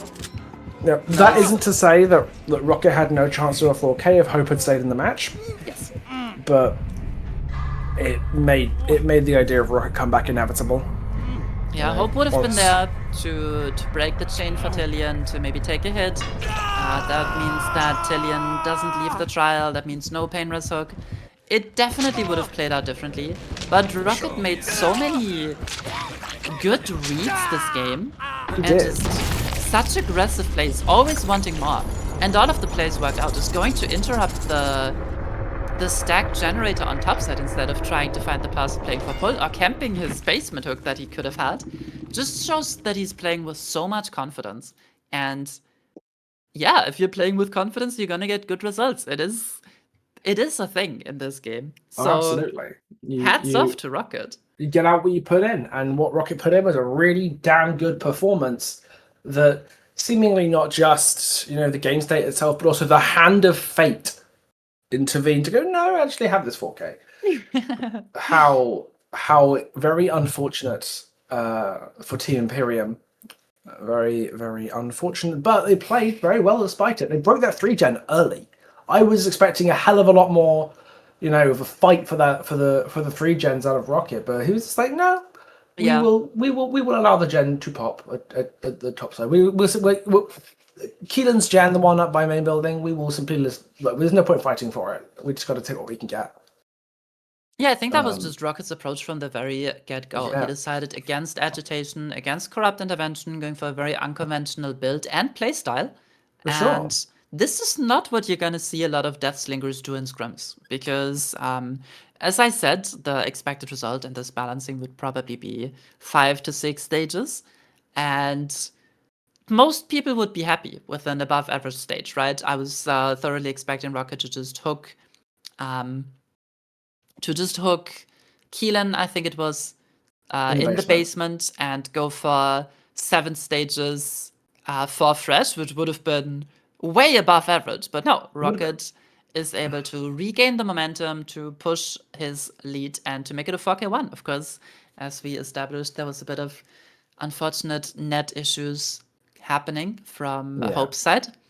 But yeah, still, just really impressed. This is not a way that I've seen Slinger played in the past. So really cool, actually. I enormously rate Rocket's mindset of, well, I know we could play for a 3-gen, we could bring corrupt. Have we considered just killing them? Yeah. It feels very like, cutting the Gordian knot. Why don't people think of this? Just kill them. Why don't you just kill them? It's so smart, I guess that was Rocket's plan that worked out pretty damn well. Other teams should have come up with this. I feel like Rocket just is kill 'em. actually the secret mastermind behind the Tenax meta. He invents just kill them. the Hex meta. He invents the just kill them meta. Who can stop him? Yes, he's unbeatable. We'll see how unbeatable Team Rocket really is when we go for the Twitch run, because 4K1 is a difficult result. Yes. Not impossible, but it's not easy. Yet again, we're seeing the killer player who has to go against Rocket's results, tasked with a really, really unfortunate killer result. Every shot has to hit, basically. You have to hope there is not a lot of altruism. You maybe get a tunnel out early. You have a strong 3-gen to play for, and maybe you can tie the 4K1. But you need a 4K2, or you need to win faster. So this is gonna be a hell of a match for sure. Absolutely. I do not envy the situation that the Imperium's killer is going to be put into. This is going to be a real uphill battle, with the operative term here being battle, because holy moly. Like, the fact that the survivors know they have a lot of room to play with, it will change how they play. Just like it did in the OD set. Yes. No, it's not to the same degree, because 4K3 was like, wow. But all the same, it's going to be... The survivors know they can take some liberties. They know they can... camping for pressure early is unlikely to work, because gens will fly. Unless it's going to control a super tight 3-gen. Yeah, I dread what I think is Hope is playing killer here. What Hope is Yes. going to have to handle to get this done. Hope has to dictate the flow of the game, similar to how Rocket did it in the previous game, right? You have For to sure. be one step ahead of the survivors. You need to read their moves properly. You need to cut them off before they can pre-run you, and yeah, you just need to be accurate with the shots. And after the performance in round one, after Rocket's great killer performance in the quarterfinals, I think Team Rocket is going to be playing with a lot of confidence as well. And like I said, confidence wins you games. It's just if you It go in with a does. good mindset, it's just noticeable. Without a doubt, yeah. Hope's name might be very fitting. That's exactly what they need right now to get through this one. For sure. And But again, you never know. Team Imperium is not an inexperienced team, right? I think They're they not, no. mostly consist of former Team Mercy players, which is a team that has won the tournament before. I know both Hope and Tillian were on that winning Mercy roster. I think they won event number 2 and were runners up for event number 1 after or before leaving Mercy and rejoining as Team Imperium. So yeah, this is not like just an amateur team getting 4K wand. This is a strong team, and Yes. Rocket's showing an even stronger result. It's just gonna set the tone for It how the rest really of this game is. is gonna go. It's going to be a challenge. I want to see how Hope rises to it. I really do. Yes. Because this again, this is best of one. This is not. There is no. Oh, we'll take it back. This is for all the marbles, All the marbles. all the quarterfinal marbles. It took me so long to realize what that saying even means, right? Because nowadays you're probably not playing with marbles on the playground. Probably not. This is for all the holographic Charizard cards. Yeah, all the Steam cards. Okay, and we're seeing the cookie cutter 3-gen holding agitation, corrupt, eruption, painless build that I was yapping about earlier. So Hope bringing the gold standard, not innovating on this set, just trusting his gen spawns and playing into them accordingly. Does find the survivors crossing rather aggressively. Who's going to be first chase? I see Rocket already on the main building, and this is a beautiful 4-gen on the top side of the map. It If really Hope can is. get an early down inside of this gen setup, it's gonna be pretty promising for Imperium. Indeed. Oh, what a Oh, shot! that's how we do it. And Rocket is Prison chain below break. Hope. Prison chain break into the cigar. Immediate recovery. Rocket gains basically no distance. This is what we want to see. Can he hit the shot? Holy moly! Oh my god, the patience! Yes!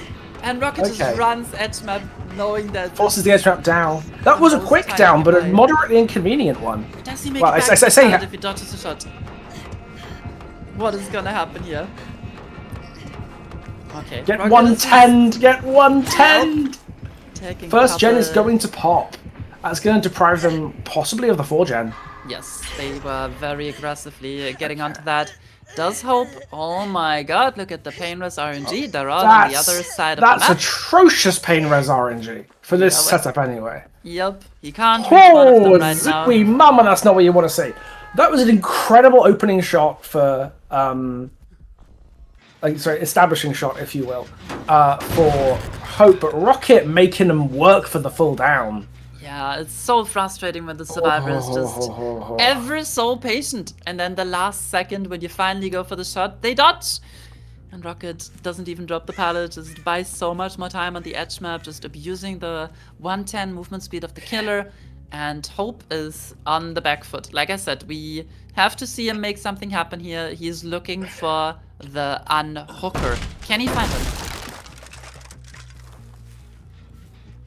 Gen is regretting, no one started work on it. Those that might be slamming the gens. Yeah, and Oh. this is only a 3-gen setup. This is not a 4-gen. He finds Lexi. Can he get the shot? Can he get the shot? A prison chain break would be. We're gonna be here a while, I think. Okay. So Lexi was deciding to not wiggle here because he doesn't want to get too tapped with the cigar. But Pulls it away from the hook though. this is not a trade. Oh, it barely is. So there was a lot of mind gaming going on there. So Yes. ideally, Hope wanted to just keep Lexi until we see the network connection being a bit unstable. Hope visually, very visibly dicey. lagging out. Yeah. Yeah.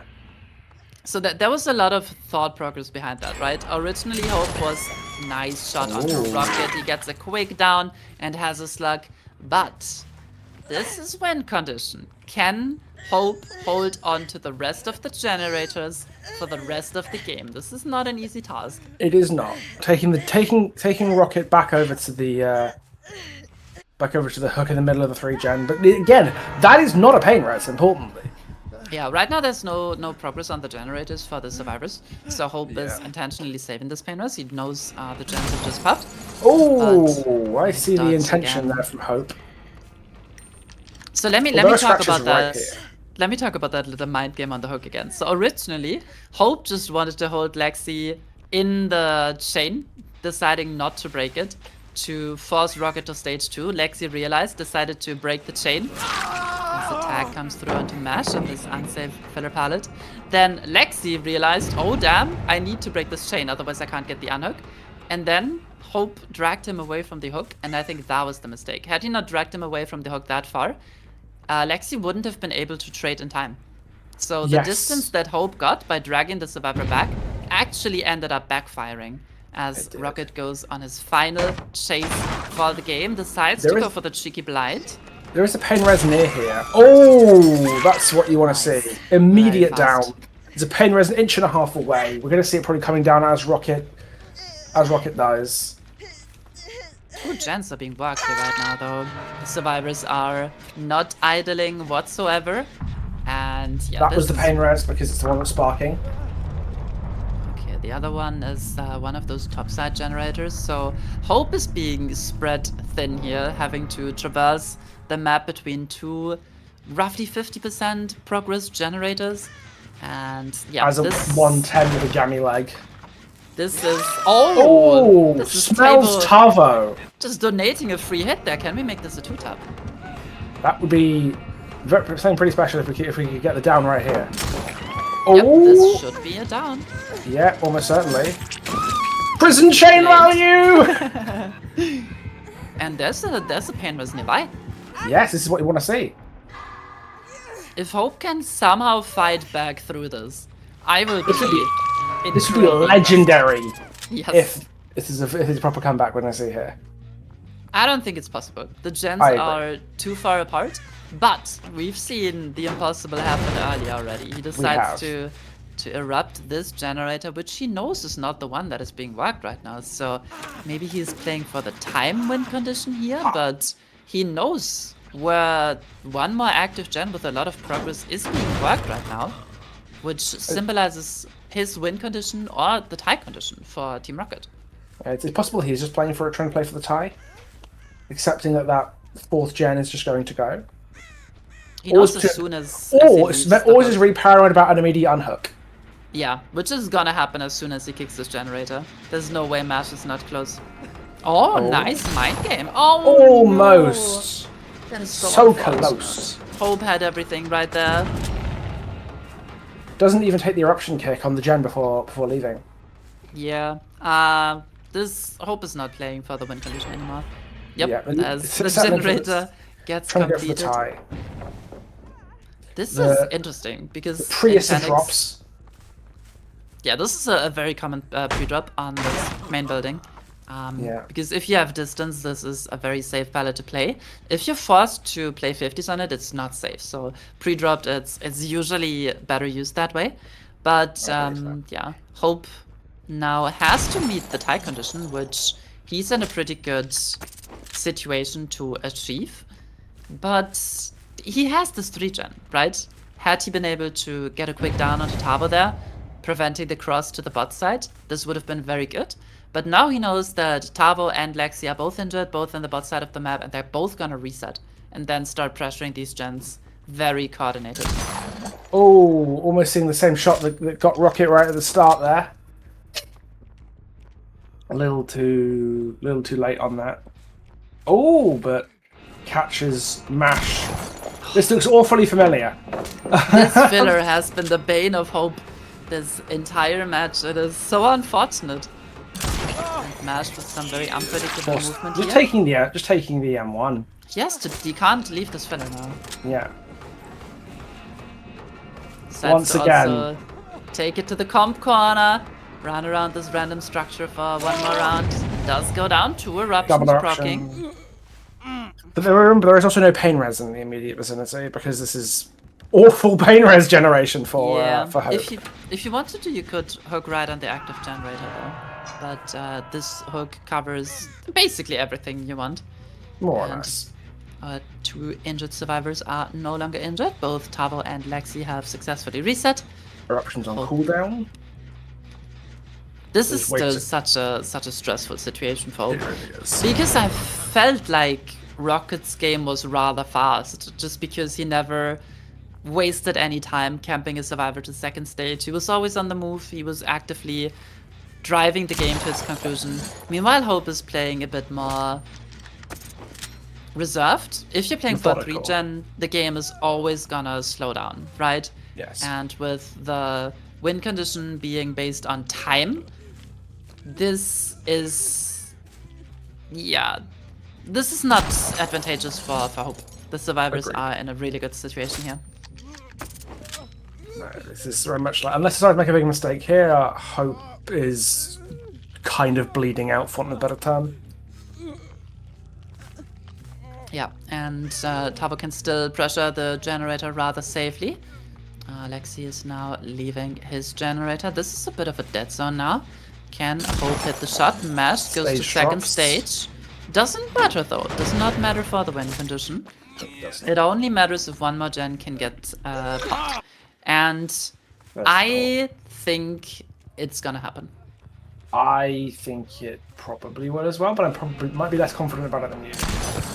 Ooh, beautiful dodge by Mash. Yeah, I think Hope's really feeling the pressure now. We're With gonna a see kill like some- Slinger, where you have to be precise and you're punished really hard for every miss. Yeah, it feels so bad. Yeah. You just can't afford to miss. Hope. And this filler, Oh, unfortunately, barely that's misses the so shot. sad. Has to swing through the pallet. They're just hoping to get it down with the short swing. Doesn't happen. There's the Cracker coming through. Cracker. And Mash made it out of harm's way. Oh, and that's just gonna evolved. spell the end. Yeah, I don't see Hope's way back into this game. There's that Maybe- last gen 99 effectively. Yeah. Hope needs one of the survivors to disconnect the same way it happened to them, Yeah. unfortunately. But Lexi just confidently plays for the stun, does get tagged by the Redeemer, and And that's the then last gen. Tavo opening the last generator, already on the exit gate with Wake Up. And yeah, Hope's just had it there. No more. yeah. What a game! Wowzers. Yeah. It's You gotta very feel a much- bit for Hope, right? We definitely sure. saw the net issues on the killer side as well. Unfortunately, just lagged out, got disconnected from the server. I really think this could have gone anyone's way had really could have that done. unfortunate disconnect not happened. So 2 really strong teams. We will have to say goodbye to Imperium now as Absolutely. Rocket advances to the semifinals. Congratulations, Team Rocket. Absolutely, and well fought Team Imperium. Like, they should be proud of themselves for how that went down. Absolutely. Of course, It's a damn good showing. there were some things out of their control, and it Yeah. always sucks when that happens. Yeah, but again, always nice to see them. Definitely putting up more of a fight here than they were able to against Team Gorilla, where they were playing with the sub as well. Indeed. Well played to both teams. We're gonna send you back to another break. That's gonna be it from Pixelbush. And I thank you so much for hanging out and watching the games with us. And we're gonna throw it over to Stampy and Volkers for the semifinals and grand finals after the break. Pixelbush, thank you so much. It's always As such a usual. pleasure. As usual, it has been absolutely brilliant being here. If you guys end up liking Volkers and Stumpy more than us, I'm disowning you. Cassie will eat you. Cassie will eat you. That is true. Right, I guess we won't be seeing you on the other side, but might appear in chat later. See you for the semis with Volkers and Stumpy. Yeah, they're gonna be so much fun. You better stick around. Yes, or else.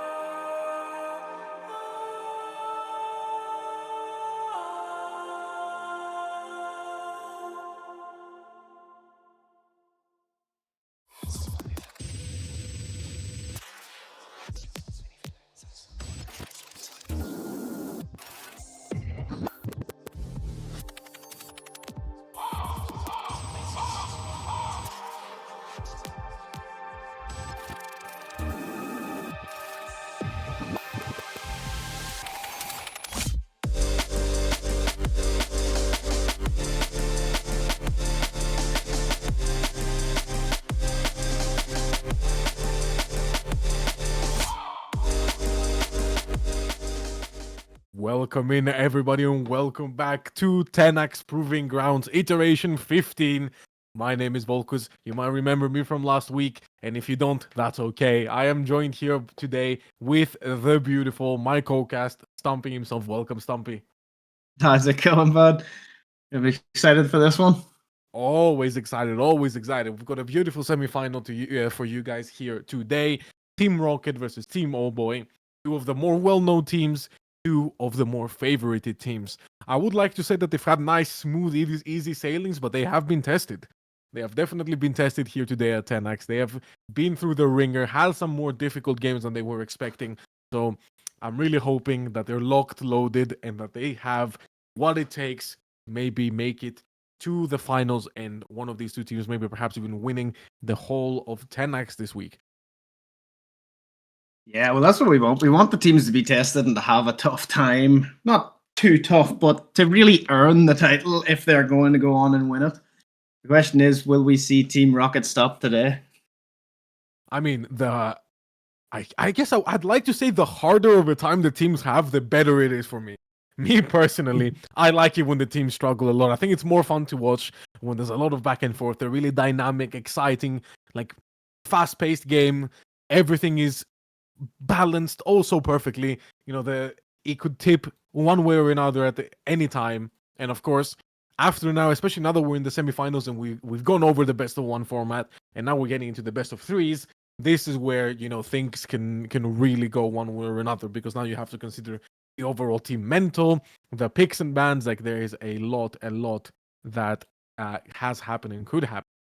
So yeah, I mean, it's always fun to see. We have some interesting matchups here. The teams have done their pick and bans, so we will be looking forward to seeing those. If I give you guys a sneak peek, I'll tell you that one of them is one of my favorite matchups that you can ever see in comp. And even though a lot of them don't have the how should I say it? A lot of people don't love this matchup, I personally have always adored it.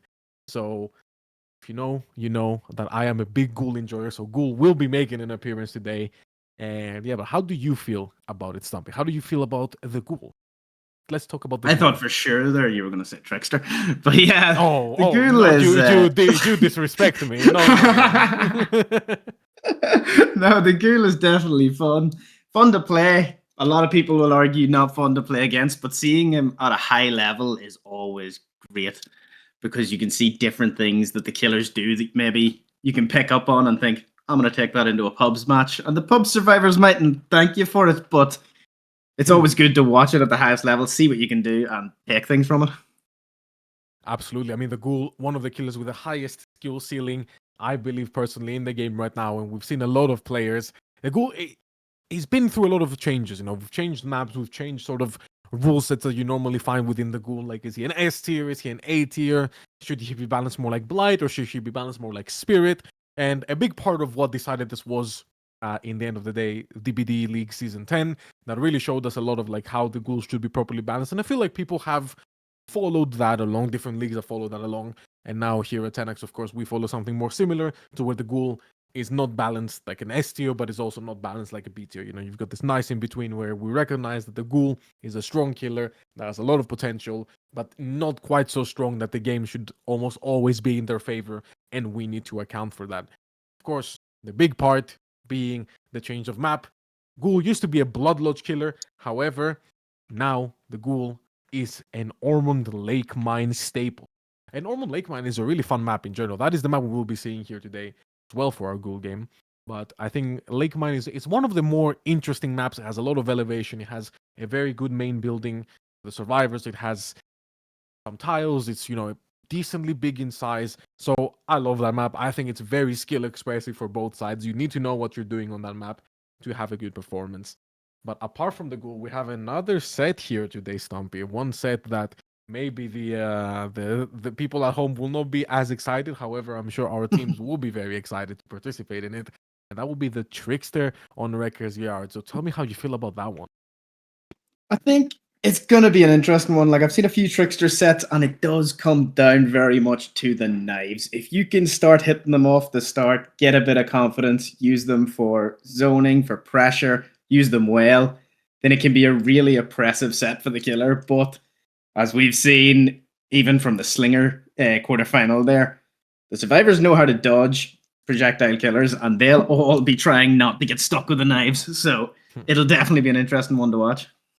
Certainly. The knives, there's a lot you can do about the knives, but then there's a lot of times where you feel like you cannot do anything about the knives, Stumpy. I feel like you're in such a good position that the trickster has no hope in hell of catching up to you and is forced to leave, or you're so open and such in a bad spot that you're dead.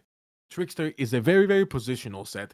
Not so much as a chase set as maybe Ghoul or a coordination set like the Plague you'd see, or Twins or something of the sort, but it's definitely a good mix and its own little unique thing. It requires a lot of positional intelligence from the survivor side and from the killer side. It's all about hook positions. It's all about pressuring the unhook. Seeing as the trickster is a killer with almost no mobility, and especially now since the rework, back to being a 110 killer. So the map pressure that the trickster can exert is pretty much next to none. So you really have to play very, very smart positional game. You have to look out for the rotations. You need to know what might be happening at any given time and where the survivors are. If they are not there, or if they are where they need to be, or if they're not where they need to be, and if they are not where they need to be, then they get punished for that. So it's very, very interesting set. As much as it is not the most exciting in my opinion, as much as there is other things that can happen there, it is certainly a very fun one.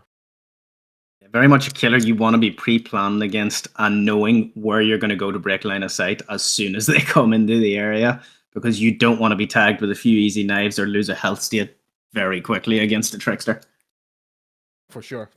Trickster is definitely one of those killers that if you... The two-tap is in the works. I mean, it's not as easy now, since considering main event is not as overarching of a threat.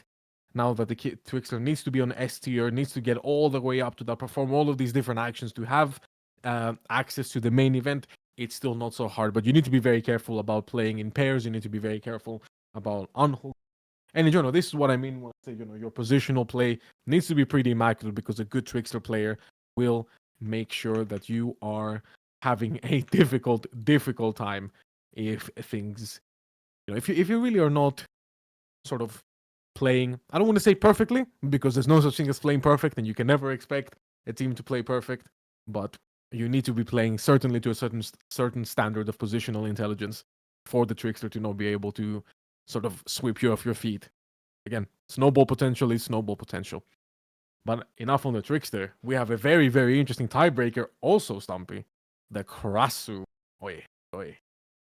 And if you were here last week, everybody will remember the Summer versus Sinners. We also had a Krasu tiebreaker for our grand final. I believe it was a tiebreaker. It might have been something else, but I believe it was a tiebreaker. And the Krasu was one of the more fun sets to watch, because, again, it has a lot of coordination reliant on it. The survivors really, really need to work hard, because if they don't work hard and if they don't work properly, the Krasu can just get a really huge boost in sort of kill rate, Stumpy. I think so that, how do you feel about it? Do you enjoy the Krasu? I don't actually mind the Crosshair. I know a lot of people had trouble with her when she came out, but it kind of feels like one of those things that people just dislike most killers that immediately come out these days until they figure out the counterplay to them, and then everything's okay after that. Most certainly. So the Krasu, definitely coordination reliant, definitely not an easy killer to be paired up against, especially against such killers of this high level, like we'll see here, like Rocket, who, even though it's not one of the killers you'd normally see him on, he can always prove to us that he has the ability to play most of any killer. He does have the game sense, and the mechanics of the Cross were not particularly difficult. There at the time of her release and in the PTB, it was thought that the Cross would have a lot of depth and a lot of mechanical sort of, let's say, a lot of mechanical. I don't want to say requirement, but a lot of mechanical skill ceiling, I think, is the better way to put it. It looked like the Krasu would be able to do a lot of things, and yet it turns out the Krasu can kind of do a lot of things, but the survivors can definitely stop the Krasu from doing a lot of Despite its gameplay, though, I think we can all agree that the Krasu aesthetically and design-wise has been one of the better additions Dead by Daylight has ever made. Behavior has ever put into Dead by Daylight, in my opinion. Yeah, she's definitely one of the more different ones, and it's always good to see them coming out with different killers and exciting new powers. Yeah, for sure. And it's not something you'd expect, is it? Because I'm just realizing, I think this game has started, and you might not be in the game, are you? The game has started. Yeah. I was not aware of this. We are currently at 3 gens with 2 hooks for Rocket, and he is getting his tunnel light on Mathis. All right. I Oh, see. I think our streamer isn't in the lobby either. I think I might be the only one in here. But just giving you an idea of how it's going, there's 2 gens left. There is 3 survivors left. Rocket has just got the tunnel light onto Mathis. It came through.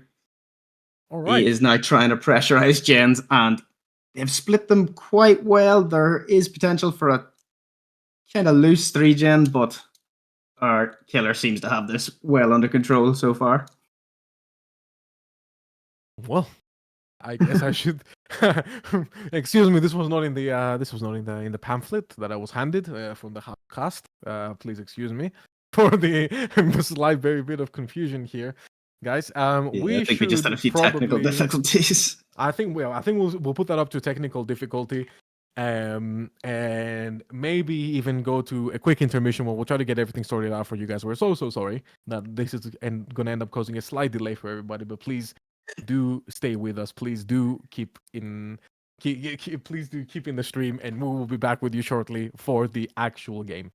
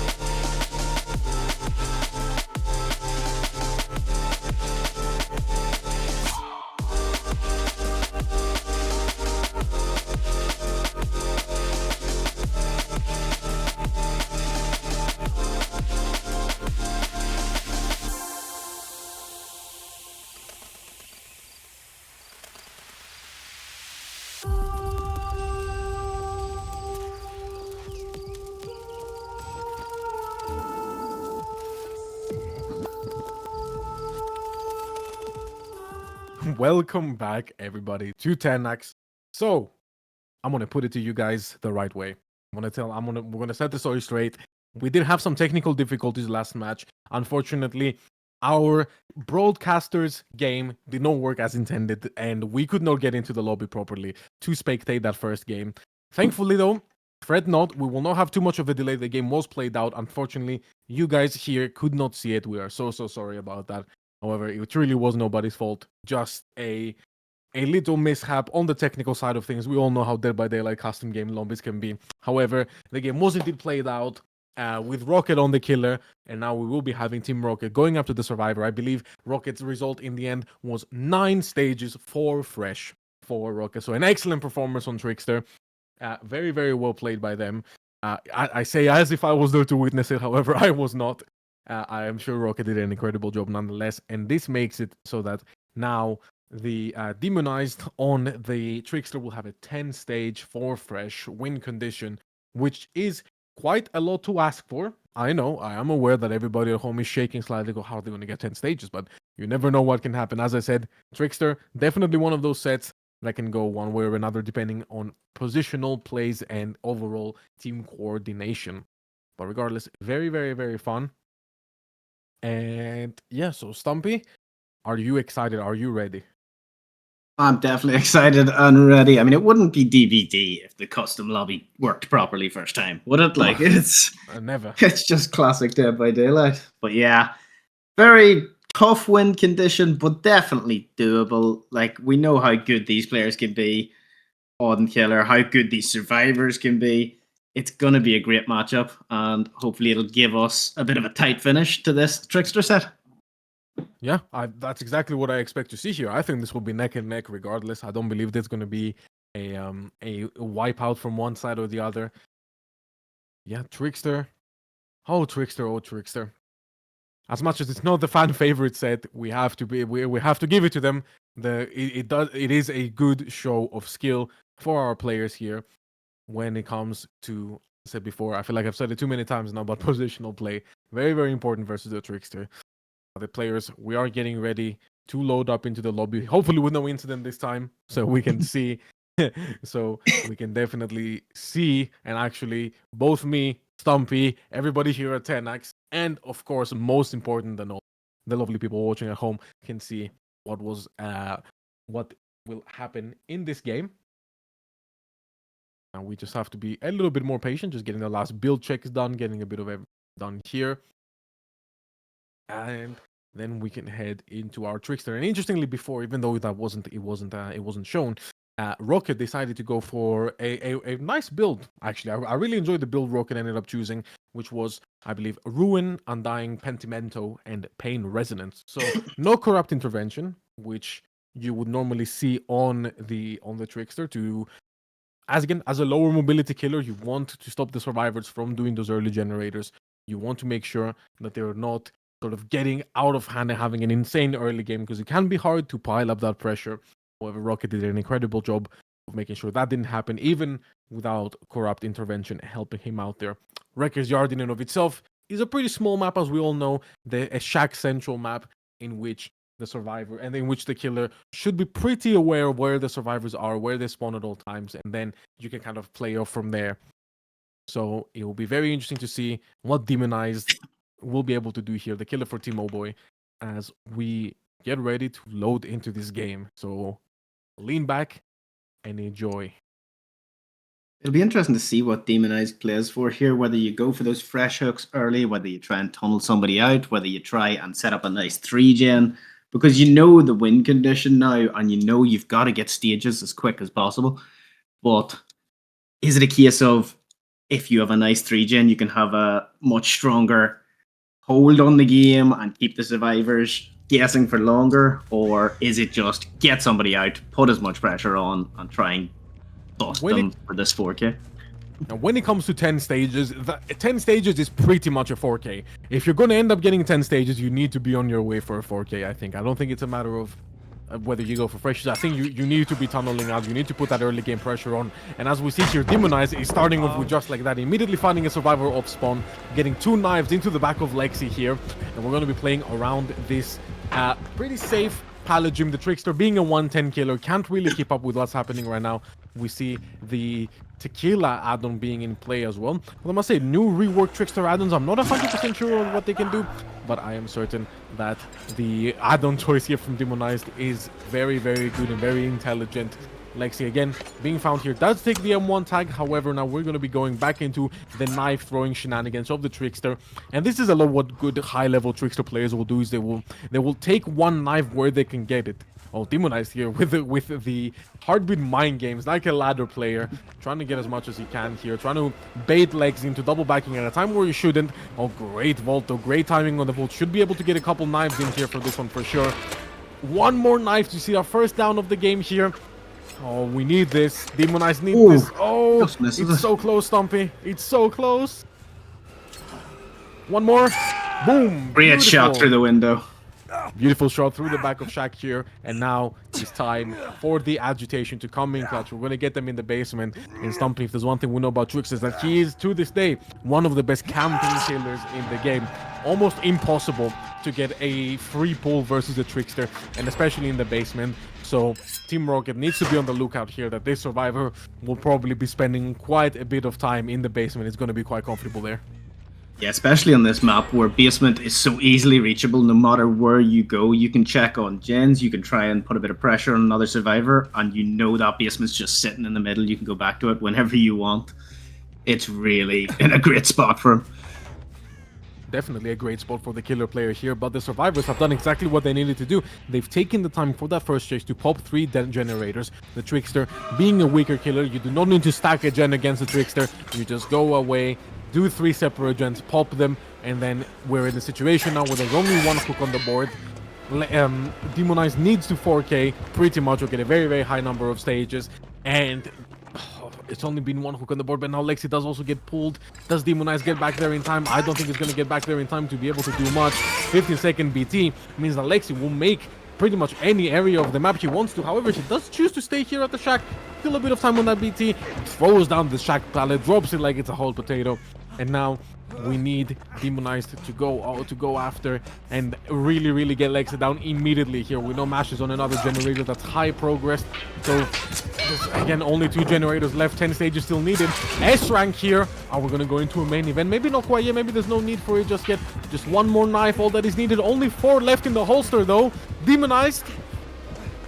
He threw a clutch knife earlier. Can he do 1 more? Ooh, Almost 2 from lives Lexi remain. so far. Last one. Oh my god. Right at the death. The clutch knife comes in.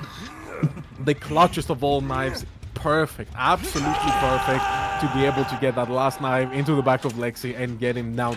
Now we have the S ranking. We can move and make a main event play happen somewhere on the other side of the map. Definitely need to reload though, but we don't have that much time since the S rank does not last forever. It's a limited time resource in the main event on the new Trickster. So now if Demonized finds the savior here, if he finds whoever popped that gen, I believe that was Mash, if he finds him here, that would be absolutely huge. But I'm afraid maybe he might even get stealthed out here. Don't want to be losing main event and wasting it like this. You'd want to get it onto a survivor. Does spot one in the distance, but main event gets lost, and it's just going to be regular knives for Tavo. Back to being a 110 killer, back to the D rank, very upsetting, and now he's nowhere near. The unhook on Lexi has come out for free, and the chance of a tunnel out has kind of been snuffed out here. I believe Demonized realizes now that this game is definitely, well, this game wasn't 4Kable from a while ago, before Lexi's first hook. When that pull came out for relatively free, the game was not 4Kable anymore, but now the game is definitely not 4Kable since Lexi has also been reset. Now Demonized needs to make something clutch happen, maybe even rely on a mistake from Team Rocket to get a good hook in a good position, a pain res, anything to stop the last gen from popping, but I don't even think that's going to be possible. He might get it down on Tavo here. Will they be able to pop the gen? You can see the survivors have the generator really high progress, 95%. Is the pain res hook going to come through in time? No, it is not.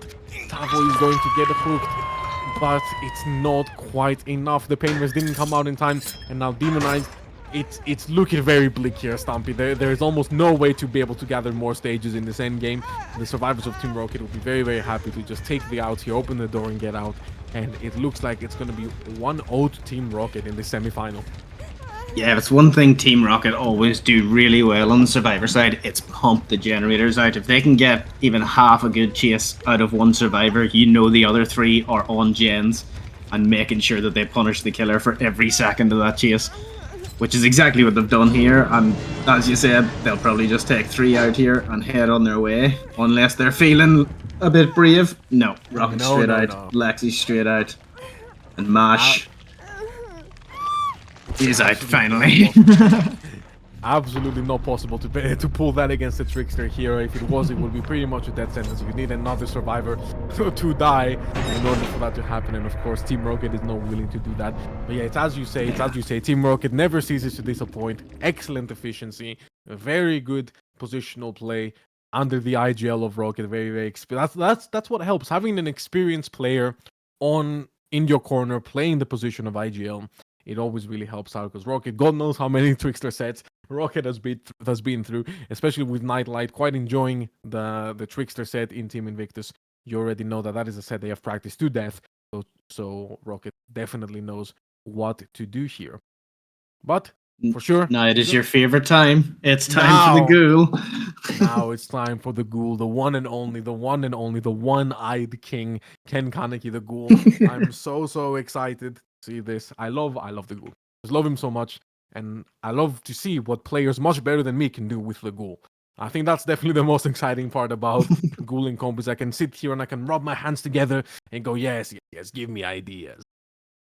Good. Yeah, this will give you all the ideas for your next match out in pubs. Those poor survivors that you match won't know what hit them. Oh, they will have no idea. They already DC very early on against my ghoul usually, so I mean I will be getting more of that. However, I'm probably going to be saving this one for my own comp matches when the time comes that we get another ghoul set. Shout out to my team captain. Please pick ghoul for the next set. I would like to play again. I'm only joking, of course. We do pick the right sets for our play styles. But yeah, we see it seems like it's going to be demonized on the killer yet again. Going to be playing out that ghoul, and this was their pick. So I expect great things. Absolutely, but this is where the whole mental side of thing comes in. When you've just been 3-outed, and you've just lost the first set, is demonized able to lift themselves, come into this and go, okay, this is our pick. This is ghoul. Let me show them why we picked him.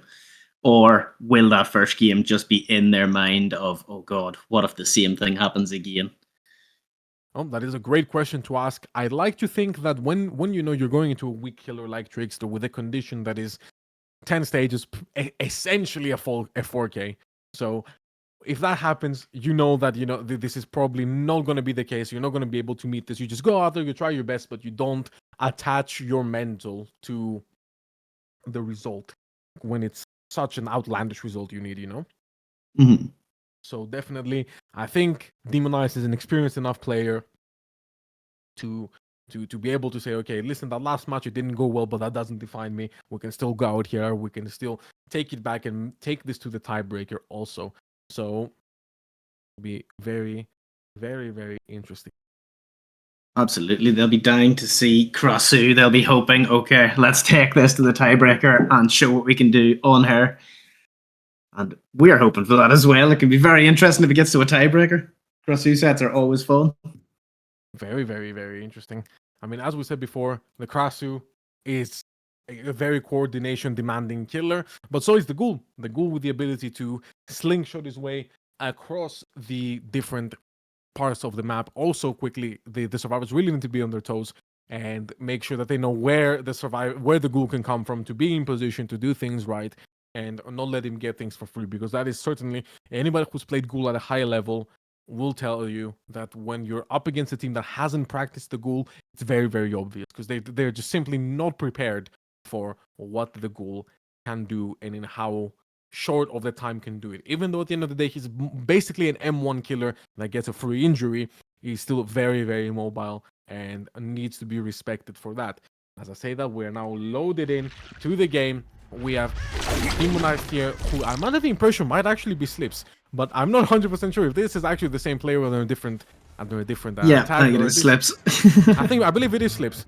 So I can say now for a fact that, okay, I know much better who I'm talking about, and I fully believe that Slips is able to do a great job here. Find somebody in the main building immediately, but isn't able to get a quick tag with the power. So therefore, gonna let that one go for now. Gonna take a look around, look at the scenic view, how beautiful this map is, and the survivor has made themselves shown. Not able to get the injury, but will be able to get into that enraged mode, even if it's on a timer.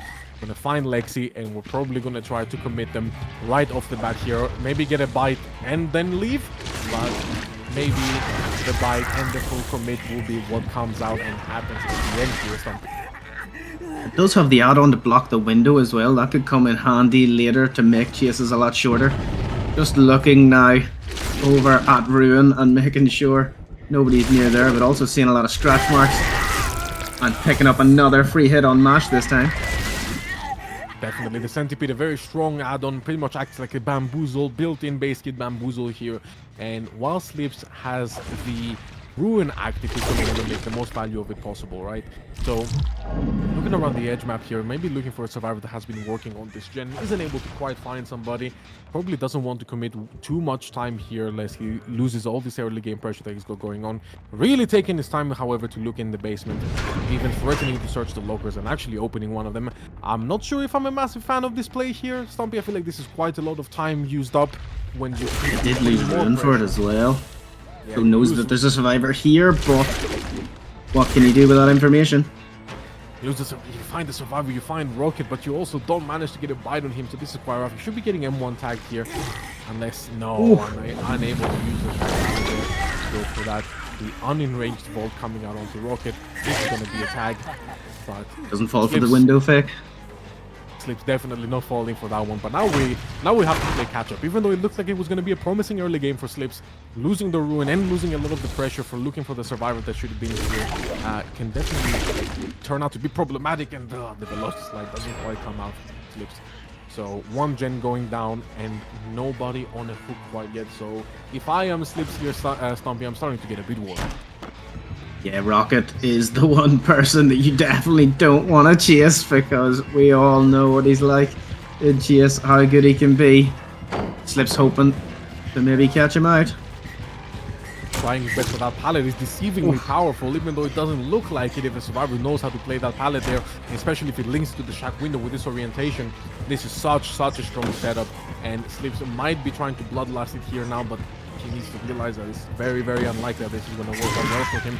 As I say that, I cast a curse Rocket. Of course I do. Rocket bolting immediately, and he's going to be able to become the first slug here for Slips, who is a great game. You know which gen is being worked on here. Manages to get to it before it pops, getting a tag out onto Lexi, and I will need to get a pain res on the board ASAP if he wants to stop that gen from popping. Otherwise, playing the Ghoul and having one person on a hook with 2 gens already completed is quite catastrophic.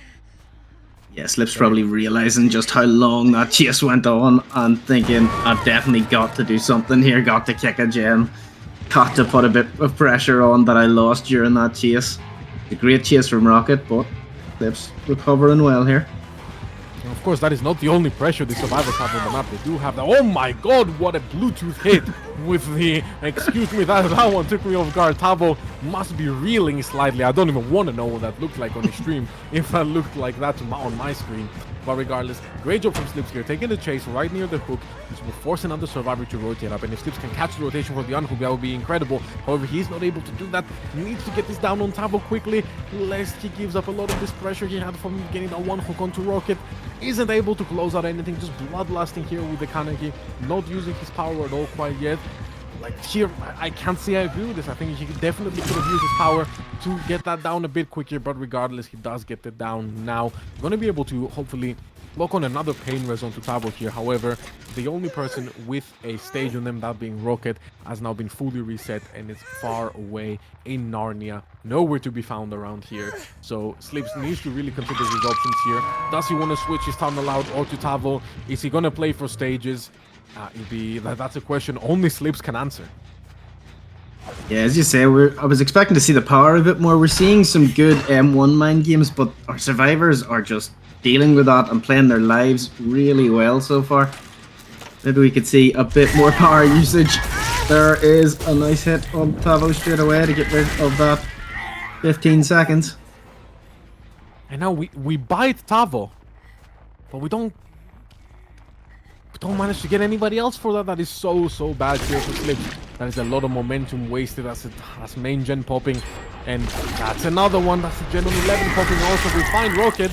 But I fear it's all going to be a little too late here with so many opportunities, with a lot of lost pressure. Slips.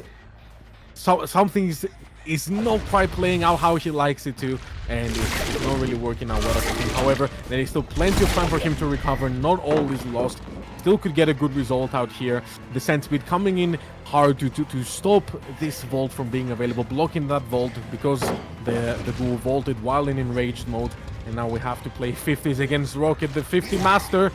Oh no, that's so done from Rocket. A well play from Rocket, but that is a swing the killer has to take. Pavel coming in here for the hit tank, and both of the survivors are worth the same. So Slips will do understandably what is right and switch to Tavo, but that's the balanced landing. Slips quickly recognizing that the balanced landing is what happened there, and switching right back to Rocket, who has that gold pallet to throw, and is able to throw it down. Slips, you need to break this one, buddy, or you need to go get right on top of Rocket. Try to make this happen somehow.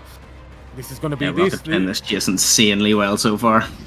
Rocket knows exactly how to play this palette. Again, this is another Team Invictus favorite set, so he has a lot of experience here, knowing exactly how to play around that palette, and that the survivor, the killer, will need to bloodlust read this to be able to make it happen, and that's just not in the cards right now.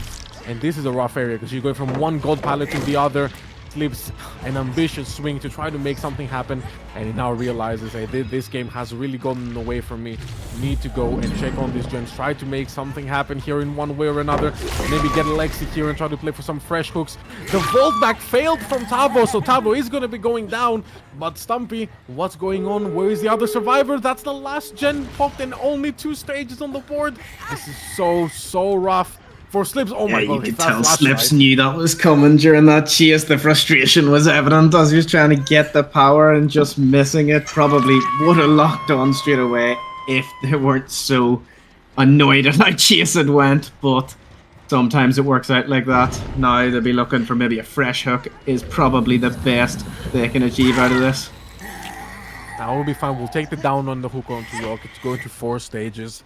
Again, it's a debated issue. You didn't see him? Oh no, Mash was there Just in the misses shack. that survivor. Mash was in the sack, but Slips unable to quite get the visual confirmation on him.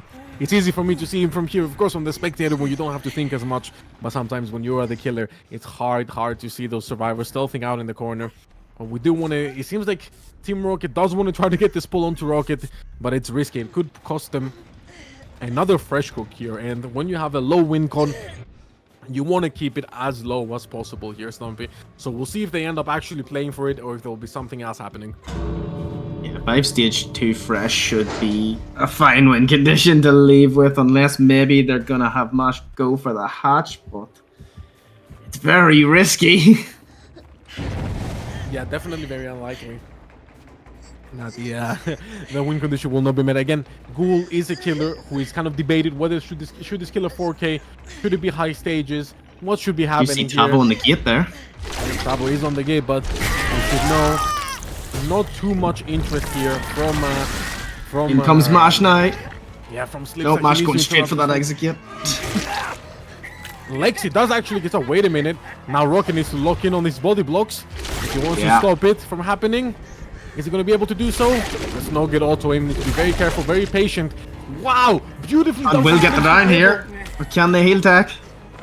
They should be able. No, the heal No! fails. But Rocket's here with the But flashlight. Rocket's there. But the flashlight was too early. It was too early. Rocket misses the flashlight save. It's But the only another hook fresh available is hook. here. Oh, another fresh hook on the board. They're going to be able to pull him in the out. Yeah, the pull does indeed happen. It does come through. But Slips has his eye on another survivor. What is going on? Yeah, this is turning into an absolute mess from Team Rocket. They're giving away hook stages and fresh hooks they didn't need to. Oh my god, they're getting a bit greedy to try Rocket to get surely Rocket gonna out. head for the hatch now. Oh, but No. beautiful double back here. It's going to be very hard to make it to the hatch or the exit gate. Lips can just kind of chill out here. Doesn't need to do too much. But the Rocket pathing, he's not there anymore. Oh no, he is. Yeah, I got Rocket's Rocket gonna path. make it Never back, is mind. he? But it's not going to be close enough. With any other killer it might have worked, but not with the ghoul. That movement is just too good. Rocket is going to have to pull off something truly special here if he wants to be able to get out. I find it almost impossible At worst, you just wait for the clock if your slips here. Yeah. Wait for the clock. Wait for the clock. It's ticking down. Tick tock. Turn back the Surely clock. that's the play here. Rocket tries to sneak off. There's only so much you can do. However, using the power there is kind of risky. It should still be okay, but using the power is definitely a bit risky. Yeah, Rocket doesn't have he has his Spring Burst available to help him out now. Is that gonna be too little too late? It is going to be too little too late. Oh, Definitely had the march on our killer, but just runs out of time. That could have been a great play had it happened maybe a few seconds sooner. that definitely could have been an incredible play there from Rocket. He did try his best to manage his exhaustion properly to be able to get that Sprint Burst and run out. But hey, this only goes to show us that greed is not always the way to go. They wanted to get those 4 stages out the door, but they were unable to do so in the end. They ended up giving out another stage, and I believe And a now, fresh hook. yep, another fresh hook. Yeah, Lexi getting He fresh could hooks have here. died there with 5 stages, 2 fresh, and it would have looked a lot better than 6 stages with 3 fresh. Although it's still very easy to protect for them, it's gonna be a lot harder than it was. It should definitely be a very doable win condition here. However, you never want to say never. You never believe it. You know, sometimes people expect the ghoul to 4K. Sometimes people expect the ghoul to get very high number of stages. Sometimes games like this happen. This game could very much happen on the inverse, right? So it could be that the survivors just play incredibly well. The killer messes up, and Team Rocket isn't even able to get to those 6 stages. So you never want to say here never. We've seen all manners of things happen here at Tenax. So I am always keeping my hopes up. I know just how well these survivors can perform, and I will not be satisfied until I see a performance that matches their reputation here today. Yeah, absolutely. Well, we've seen some nice players so far. We've seen some nice killer players as well. So we're definitely building up to probably what could be an interesting final, no matter who makes it. Everybody's sort of heating up, getting used to the game, getting ready. We could see some big performances yet to come. Most certainly. We also have to remember, Rocket is not a ghoul player. Rocket is not a ghoul enjoyer. He has never been. So you never know. Maybe his inexperience on the ghoul will prove to be fatal. However, still put himself up to play the killer. He knows that he's confident in his game sense. Even if his ghoul specific mechanics are not too good, his M1 mechanics should definitely be good enough to carry him into being able to use this killer well enough. And I say carry not in the derogatory sense at all. I mean that Rocket has worked very, very hard on his M1 mechanics and absolutely deserves to be praised for them. And they are going to be something that should be able to propel him forward into a good result here. But then again, the ghoul, you can never count the ghoul out. You need to know what you're doing. Even though the ghoul seems like a very sort of beginner-friendly killer because it gets that first hit pretty easily and he has a lot of mobility, people think that you can just pick up the ghoul and play at a high level, but it's definitely not the case. When you have a team of survivors as experienced as Oh Boy, when you have a team of survivors that is coordinated, that has been playing with each other for a long time, has also practiced this set a lot undoubtedly, you know that they will be pulling out a performance that is worth witnessing.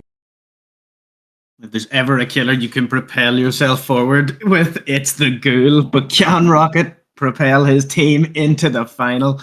Only time will tell. Rocket, probably a lot better known for his looping skill in 1v1s, and his survivor play is really showing through Tenax that he is a hell of a killer player too. And seemingly every killer he picks up, he does the business with. Is that the case with Ghoul though? Only time will tell. Only time will tell indeed as our players get ready here. Where you say, yeah, Rocket, he's been constantly on the ladder grind. We all know Rocket. If you ever stop by his stream, you will see him. He's playing. He's playing ladder. He's playing some silly pop games. He's very in with it with his community. You know, trying to get the best mechanics he can on both survivor and killer. And I think that's one of the aspects that a lot of people count out when it comes to ladder experience. It's very, very important, especially if you're going to be playing this game competitively, if you're playing for a team. Even if you are not interested in going to any 1v1 tournaments and you only want to play 4v1, ladder is still a fantastic way to improve your mechanics, your awareness of the tiles and how they are played.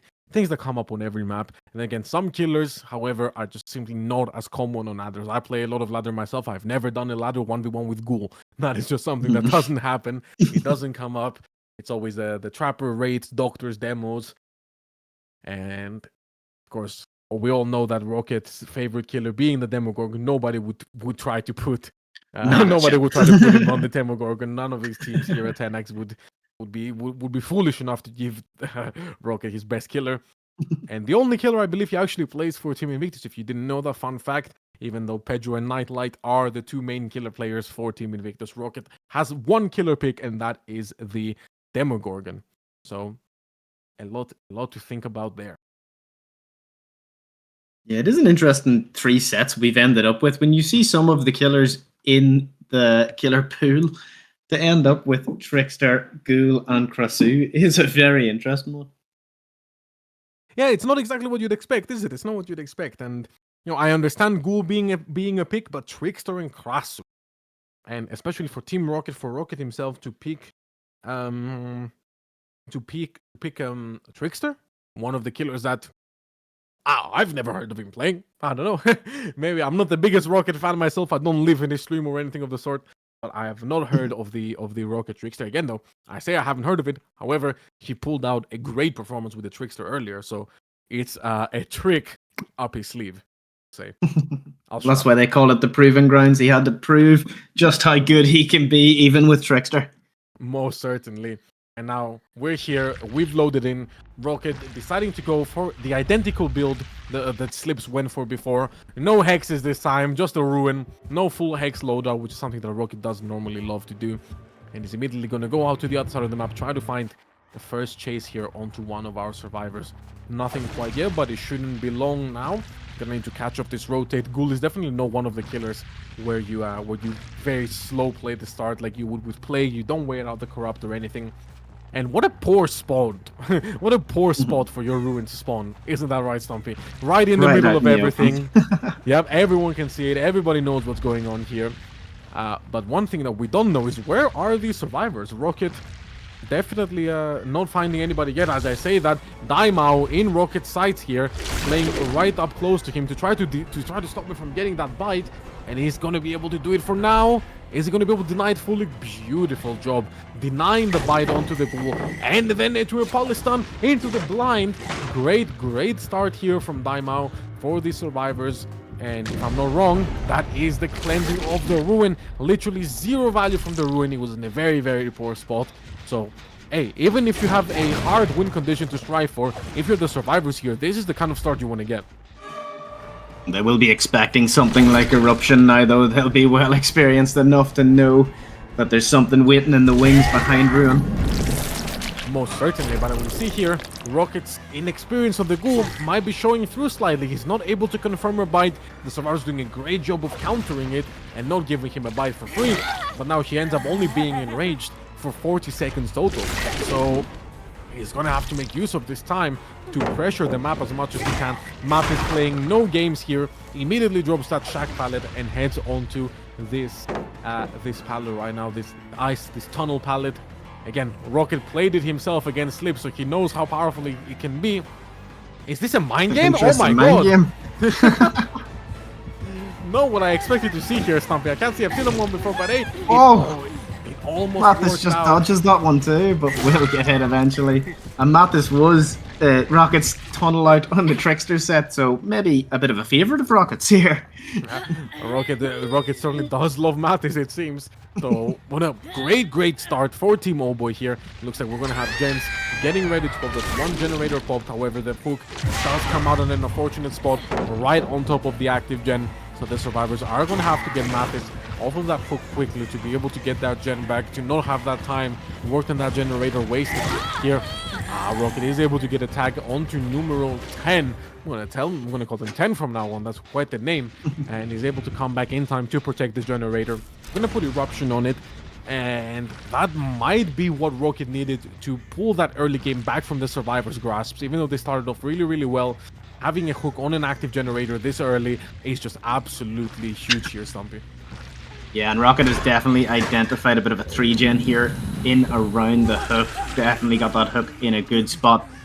to camp it in the second stage. Just having a look round, but no, they've snuck in behind. Great job from the survivors here, managing to get that unhook relatively for free. Only the buy coming out onto Daimao, which is a very, very small price to play for getting that unhook out of the game. So great job by Team Oldboy here. Want to get that vault. Do we know the revolt timing? No! Unfortunately, it can still be quite inconsistent. So Daimao will be getting hooked again. And this is going to be a painless hook right now. So the regression from painless is going to start coming in hard.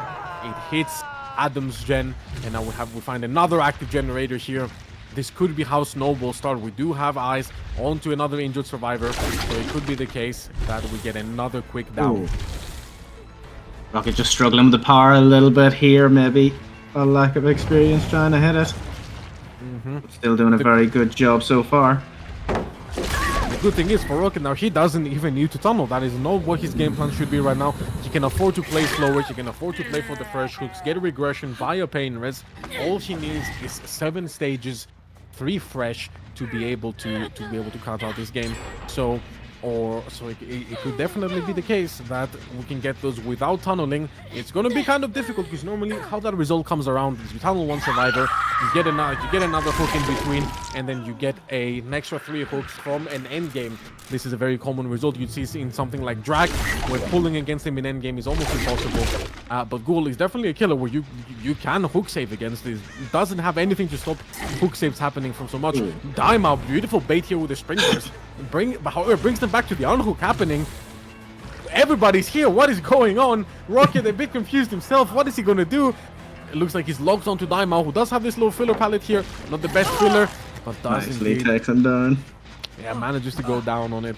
Now that's gonna be a second hook stage onto Daimao, and I must say, the hook pressure, the gen pressure is gonna be lacking here from the survivors. Mathis is about to pop the shock generator, but still, there's a lot of ground to cover for the survivors if they want to try to meet this win condition. Last mine, horrible. There is a few generators in nice and close. Maybe not close for a normal killer, but ones that a ghoul can definitely zip between. They'll want to keep that gen at the far side of main because otherwise they could be in big trouble when they get down to 1. That could certainly be the case. Oh, Rocket, they're unfortunately unable to get the bite onto the Adam player here, but he's going to be able to get that tag, the kick on the generator to apply eruption. And yeah, the gen split here is looking quite powerful. Now Rocket simply wants to put more pressure around this hook. He doesn't want to give this unhook for free. He doesn't want to let him just take it, and he manages to do just that. The unhook is not free. The Adam player here does indeed take the tag, but now Daimao on Death Hook has used up his BT, doesn't have it. However, Rocket knows that again, he cannot quite go and chase that. This gen will pop if he does so. He's able to instead get the down onto Mathis. Bit of a panic from Mathis. The question is now, does Rocket go for our Adam player because that fresh hook would win him the game? Or does he just keep stacking hooks? Because this is going really well so far, just going for different hooks. Now, I believe Rocket will be very interested in fighting a random player here and getting him onto that hook. As you say, that will be the more consistent way probably for Rocket to cement his win over here, 2-0 over Team Oldboy, and move on to the grand finals of Tenax. However, again, nothing is over yet. We have 5 stages of the board and we need 7, so 2 more stages or 1 more fresh onto the Adam here. Let's see if we can make it happen. Oh, we do find the most progress generator here over 1, but it's very, very close to being completed. Having our... Is this the H2 player? The H2 player indeed here. Nicely done. Don't remember if the pain wrist was used, but it wasn't. That is absolutely huge. To be able to get another pain wrist here will do wonders for Rocket. However, that pain wrist was used, and now we are at 6-3. So this is the tie condition. This is the exact same result. 1 more hook anywhere will do it for Rocket. However, as we saw, the generator split is very far apart, and the generators are very far in progress. So can the survivors do this? This will be incredible from Team Oldboy if they were able to do this result. And I'm sure Team Rocket is very upset with themselves, beating themselves up over giving that endgame over as easily as they did. Beautifully done from Daimao. Good make this pallet. Oh, definitely make a bit of distance now. The final generator does indeed pop. And now Rocket unfortunately did bite Daimao, which means that he gets enough distance to make it all the way around this main building and drop this pallet. Now Rocket needs to somehow stop this Anon from coming through. Oh no. This Oh is no, no, surely no, a dime. no. The pallet This is still pallet isn't here anymore. It's not, it's not. Somebody get in to take a hit. We see Adam coming from the distance, but might not get there in time. We cannot afford to give this hook. We need to stop this via body blocks, via flashlight saves. The gate here is open. Somebody needs to make something happen. If we give this hook, that would be the end. Gonna get forced out though. Oh, no, Daimao does get forced out. Hold on. However, Adam is still there. Is it gonna be enough? Trying to take the tank the hit, but either one of them will do. Yeah, this is a lose-lose situation at the minute. Flashlight. Turns away from the flashlight and will get the final fresh hook, the final hook that he needs, and that'll be 2-0 to Team Rocket. GG's. What a beautiful, beautiful attempt by Team Oboy here. So well done by them. Oh, Oh, the spirit's not out the fight. 10, not allowing that. No, Not allowing the extra stage. He says Adam needs to get out here, even though he wasn't fresh anymore. We gotta get him out. Yeah, that will be 2-0 for Team Rocket, but beautifully done by Team Oboy. Really taking advantage of the fact that Rocket is not the most experienced Ghoul player. And almost bringing it to the tiebreaker. However, that will be Team Rocket making it to the grand finals here. We don't know yet who they're going to be up against. It's between Team Extra or Team Rogue.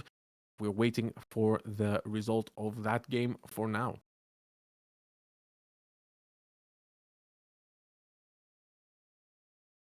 Yeah, overall, a solid 2 sets. That was fun to watch. Most definitely. Absolutely. And that's what I say. When Ghoul is there, that's what matters. If the Ghoul is there, then you know it's going to be fun.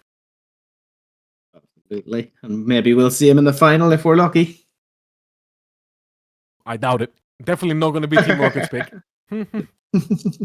Definitely not going to be Team Rocket's pick. But, right. Question is, would they ban him though?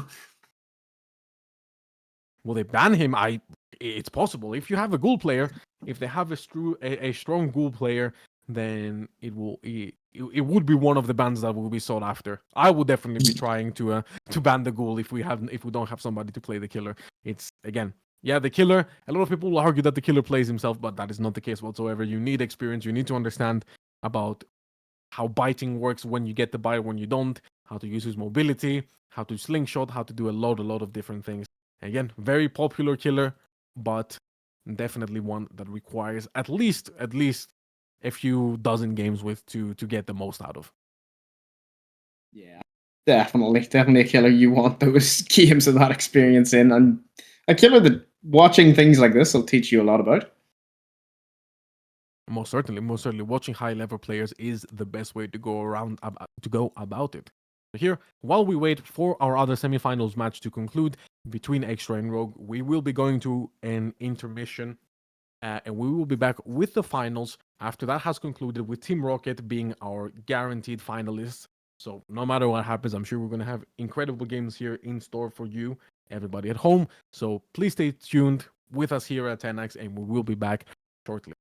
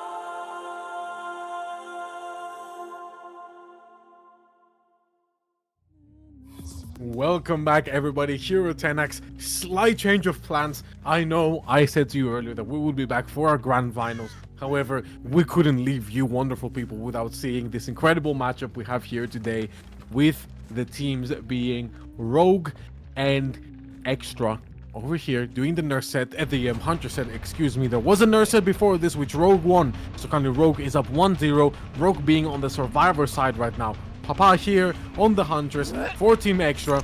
Gonna be looking to get a very quick first hit onto Haurami, but isn't able to get it quite yet.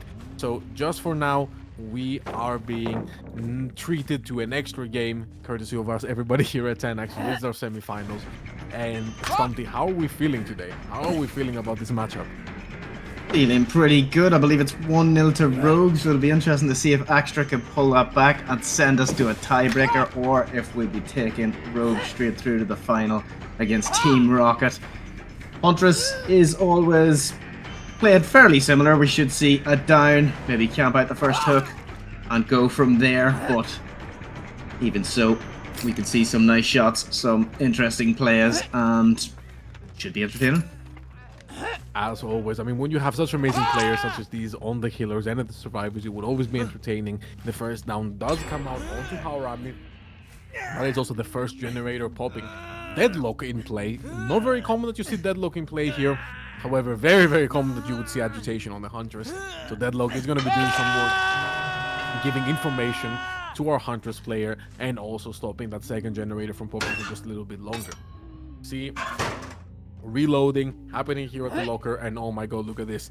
Look at this. Hill Huntress is online, ladies and gentlemen. This is what you want to see. The Hill camp is gonna go absolutely crazy here, as Papa has now all the freedom in the world to just snipe from the top of this hill to stop the survivors from getting the gens. The Ruin is also right on top of the hook, so she can confirm that this will not be getting soon.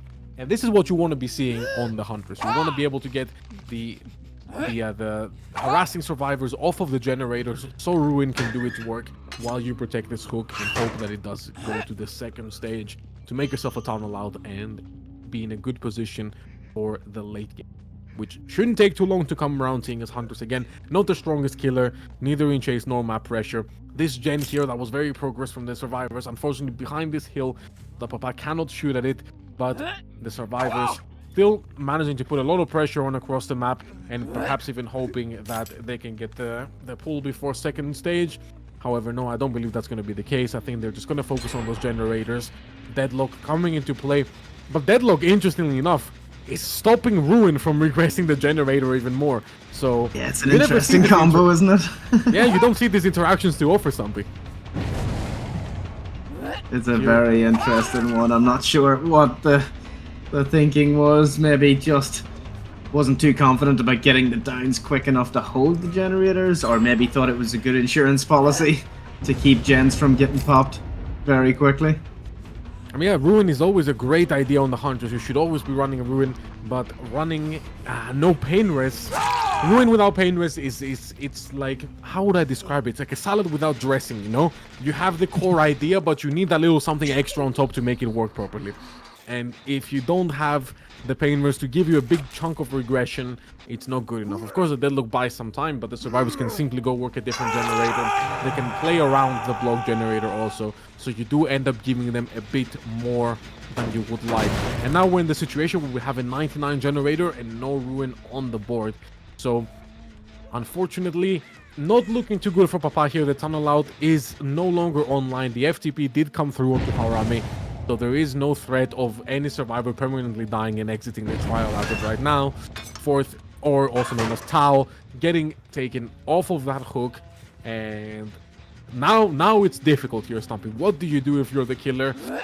I'm not 100% sure, and thank God I'm not the killer. Now we do find Zoe. Now we're going to be able to get a tag with this. Oh, the hatchet just barely missing. Beautiful little flare there from Zoe to stop it from connecting. Hunter's being a wanted killer, not much hope in catching up around the short side of this. Gonna need to pull out that hatchet, but the greed, beautiful greed from Zoe here, really delaying this tag. And if you're Papa, at some point you gotta leave this, but now he's able to actually get the hatchet to go through at the end. Maybe potential 2-tap here, Stumpy. This would be huge if we get it. Yeah, probably thinking that with Haurami now healed up, the best chance is to get another fresh hook on the board, which Zoe is, and Zoe does go down. So I've lost that meeting his generator, end. though. Yeah, that is the last generator now that we're working towards, and the survivors are gonna be able to get Ryxen and Tau reset here. That is ideally what they want to be seeing, and Papa now just needs to make anything happen. Ideally, he will get Ryxen and be able to put another 3 stages on the board in end game. The good thing is with Huntress is that it's almost impossible to pull the Huntress. Oh my god. The gen was 99, and now We that seen is it was just Haurami. blocked too.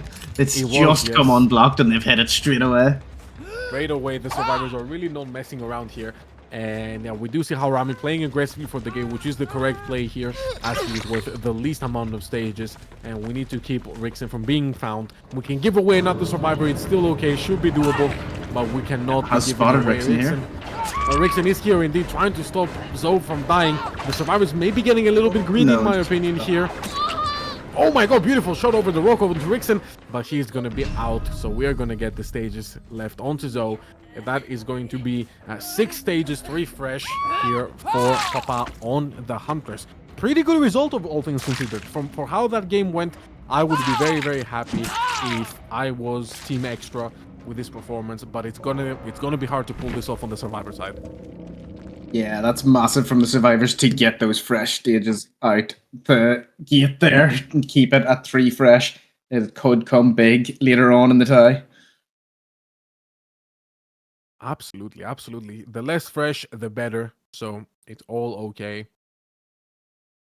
I think they did a great job. I'm not sure, like sending Ryxen to do all of that is not my not the best idea in my humble opinion. In my as a baby com player, in my humble opinion, you should probably just let him go. Just let the kid die, Yeah. let Zoe die. Don't risk anything like that. But hey, it was medium risk, medium reward. Nothing happened. Perfect. Nothing happened. It was the exact same awesome. result otherwise. And the positional play was good from Team Rogue. We do have to say they did spot a time in which the killer was not nearby enough to really protect that hook as well as they would like to. So they saw an opening and they tried to go for it. However, the Huntress is very, very oppressive in endgame situations, being able to get those super quick injuries. But yeah, I think still very, very well played.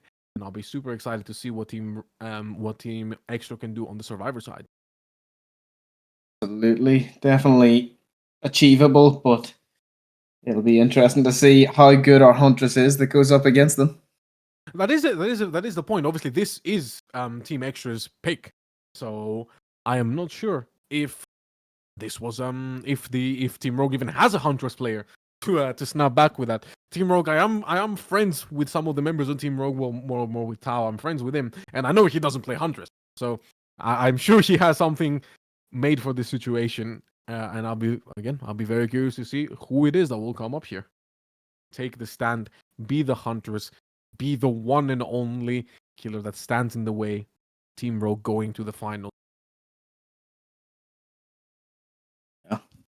Here we go then. We're We will just also have to waiting for say, this lobby to get set up. if this does indeed go in Team Extra's favor, we will be heading into a Cenobite tiebreaker. So I have to say, I'm eating well today here at Tenax. Another favorite killer of mine. I absolutely love the Cenobite. And as much as I like Team Rogue, I am unbiased, but I'm also biased towards the Cenobite. I want to see it. I want to see the Cenobite pick. So please, It's always come on, good to see Extra. them go to a tiebreaker as well. It means we've got a good tight game and it gets them a bit more warmed up before that big final. That's what you want, isn't it? That's exactly what you want. You want to Absolutely. Yeah, you want to have a bit of back and forth. You don't want anything to be one-sided. It's just not as interesting. It's always more fun when you have a lot of competition between the teams. They're neck and neck. It goes one way from one side to the other, one side to the other. You know, it should be like that. And it seems how Rami will be the one playing the Huntress for Team Rogue. So yeah, I expect that. I expect that.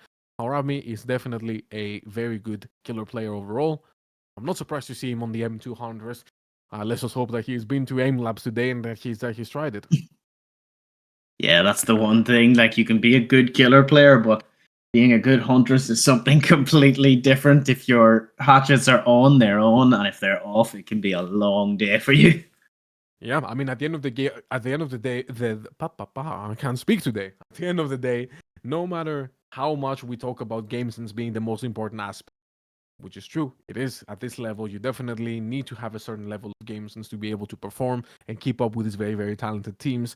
The most important part, at the end of the day, if you don't have mechanics, you can't finish your chases. None of that ever matters. So it's very, very important that you have good mechanics, and especially on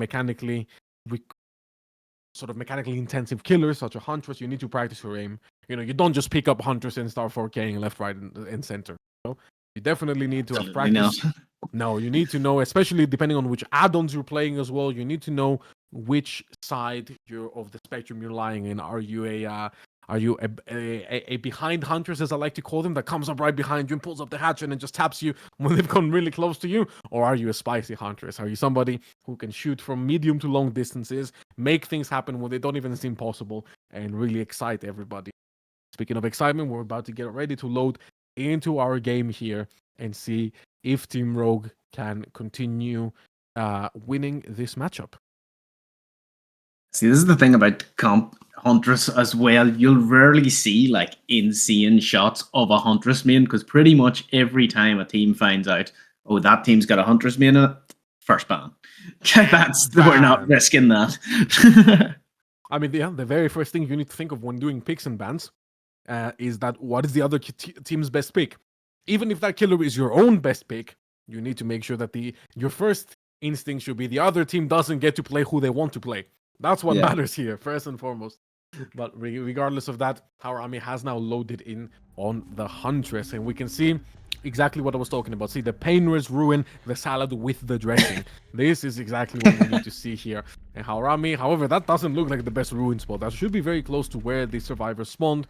So I'm assuming unless Haurami can get a lot of pressure around this area, it will not be lasting forever. We see the scratch marks of a very first survivor here, but not able to get the eyes on the survivor themselves quite yet. Speaking of, there's two survivors just chilling right now. However, threading the needle between them isn't able to quite connect into neither Papa nor D. So, Gets ahead as well. Right on the back end of Saga there, able to get that tag. Beautiful tag. Is that going to be that would have been an incredible 2-tap there. Yeah, it would have been a really strong start. Does lose Ruin here, but still has the Pinres to fall back on. That's the problem when you don't have Undying with the Ruin. That's what happens. That is what happens, but Papa will indeed go down. The head-on coming out here. Very risky to go for head-on against Hunters, of course, because you never know, she might just pick you out of a random locker. But of course, that was the idea, was to just hide in that locker just in case for a save. However, the Hunters was about to reload on said locker, so Just Tail just has to hop out with a head-on. It seems it has given enough time to Urban to come here for a pick, but we need to be very careful here. Great shot. If the survivors are not careful, this could easily snowball. Haurami does choose to get a hook. Oh, is this a basement? Oh, no.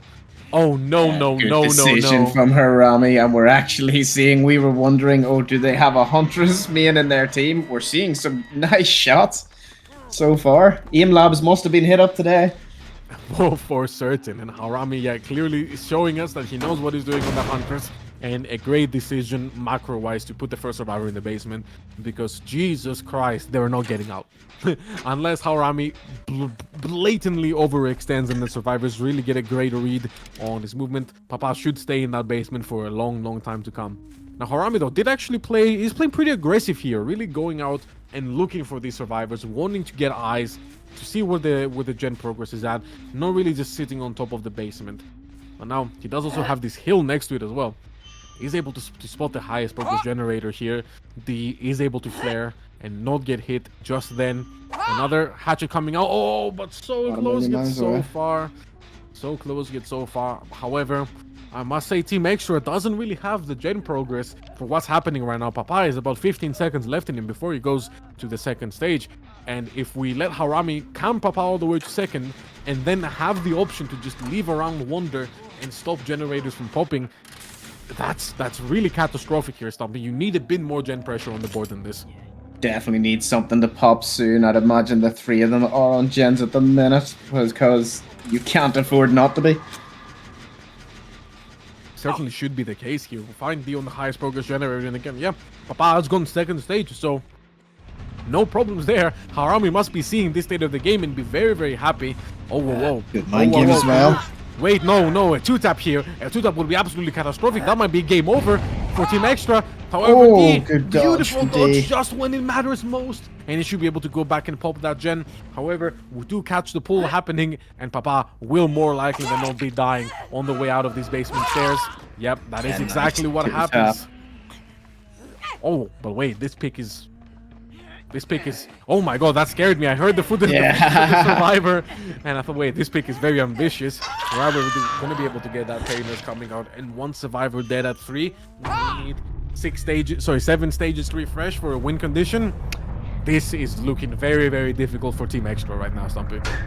Yeah, and I think we've all been in that position where we're picking up under a pallet and we can hear the footsteps and the panic is just starting to kick in a little bit as we're lifting them, and that will be what Harami felt there. But got the pickup all right, got the kill, and now has a second down on a 4th stage. Not going too badly here. No, not at all. I don't believe he's going to be able to get a pain risk here. Unfortunately not. But there's not too much gen progress on the board for our survivors apart from this gen that's about to pop. No, never mind. There is another gen of high progress. Good job from the survivors to pick up on their gen, on their sort of gen efficiency here. I thought they only had the one gen ready to pop. However, the HUD misled me. We do have another generator ready to go. And if it does pop, we will be in a better spot, but then again, still not a great spot. If we get the tag onto Urban here, that will be absolutely huge. We are able to throw and then also body block the pallet. The experience on the hunt was coming out here from Harami, knowing exactly how much to push and how much to not push. Now, if we get this down, we could slug and go all the way back to Tusktail. However, the pull has happened pretty much for free. Now everybody's injured in the 3v1. This is not where you want to be. A quick shot attempt coming out here. We're not able to do the same. However, this is still not a good place to be. This should be a down here. And that is exactly what happens. Other survivors have got the reset onto D and might get it onto Jeff as well. Yeah, Justel here should be getting reset anytime soon. Harami not going for a pain risk here. That is a very interesting decision. Kind of gambling that the survivors don't really have any other gen progress. There should be another generator with progress if I'm not mistaken, and Justel might be heading to it right now. So now we just need to stop the hunters from getting anything for free. If we don't give any more tags, if we don't let them do the game plan of camping and poking and camping and poking, we should be okay. Or am I crazy? Was there not a gen with higher progress? No, there is, yeah. I think there definitely was. Yeah, Jeff has found it. We're back on it. Took a bit of a second to rotate, and now D getting committed onto, which means that Jeff needs to immediately abandon that gen and go right back for the unhook onto Urban. The unhook does come through, and we're going to be able to get the down here onto D, but if we do, there is still pain res on D. We have to remember the pain res here was not used, so this pain res will do a huge chunk of regression onto this highly progress generator and put the survivors again in a really bad spot, Stumpy. Yeah, this is the thing about a 3v1 and why getting that person out first is so important, because as soon as you're in chase with someone while another person's on a hook, the third person has no other choice but to go for the unhook. They can't do gens, they can't pile more pressure on you, and you're a bit more at ease to go on with your chase because you know there's no gen progress happening. You're hit the nail on the head. You're 100% right with that. This is the 3v1 loop of we have somebody on a hook, we go do another chase. If the chase ends quickly enough, we slug. If it doesn't, we keep doing this loop of somebody on a hook, somebody in chase, somebody on a hook, somebody in chase. And there's only so much the survivors can do about that. And they're about to head into the 2v1. Oh, oi. And this will actually be 6 stages, 3 fresh. That will be the tie condition. Oh, sorry, this will be... No, this is 7 stages. This is the win. Yes, this is the win, yeah. That is indeed the win, and that shows us that Rogue goes up 2-0 in this matchup against Extra and will be meeting Team Rocket in the finals of Tenax 15 to compete for that number 1 spot. Now, however, the game is of course not over yet. We can still make some fun plays happen, and Harami does get the stun here. Urban, great job. Is that going to be a snipe? Oh, so close, so close. Harami has went for some nice shots this match, and a couple of them have come off. Yeah, I mean, clearly, even though this wasn't their pick, Team Rogue was prepared for the Huntress. It's very important when you are a newer comp team like Team Rogue is that you have most of the killers covered, because you simply never know what matchup you're going to come into. Great dodges here from Urban. Wow. Oh my god. Oh, However, great down as well. However, yeah, the down comes out onto Urban in the end, and that is pretty much going to be the end of our game here, as the hook is going to come out, and now we just need to find, yep, not much progress on the last generator. It won't take long for our army to know exactly where Justil is here, get him down, and yeah, it seems like he's committing the gen. Is it going to pop? Not quite. So close, so close. But yeah, 4K1 here, cementing Rogue as the winner of the semi-final and going into the final to meet Team Rocket. Beautiful stuff, beautiful, beautiful stuff. Now, picks and bans will be happening shortly as we finish up this game. So while we wait for the team to do their picks and bans, will be take a very, very slight intermission to make sure that everybody's nice and comfortable and the teams don't feel all too pressured to go into the to rush themselves with the pick and bans. Although we are aiming to get back here shortly and quickly, it will still be a few minutes. So please go get a snack, stretch your legs, go to the bathroom, do whatever you need to do, and be ready to come back to an amazing and exciting final here at Tenax. We will be seeing you very, very shortly. This time we actually will be returning with the final.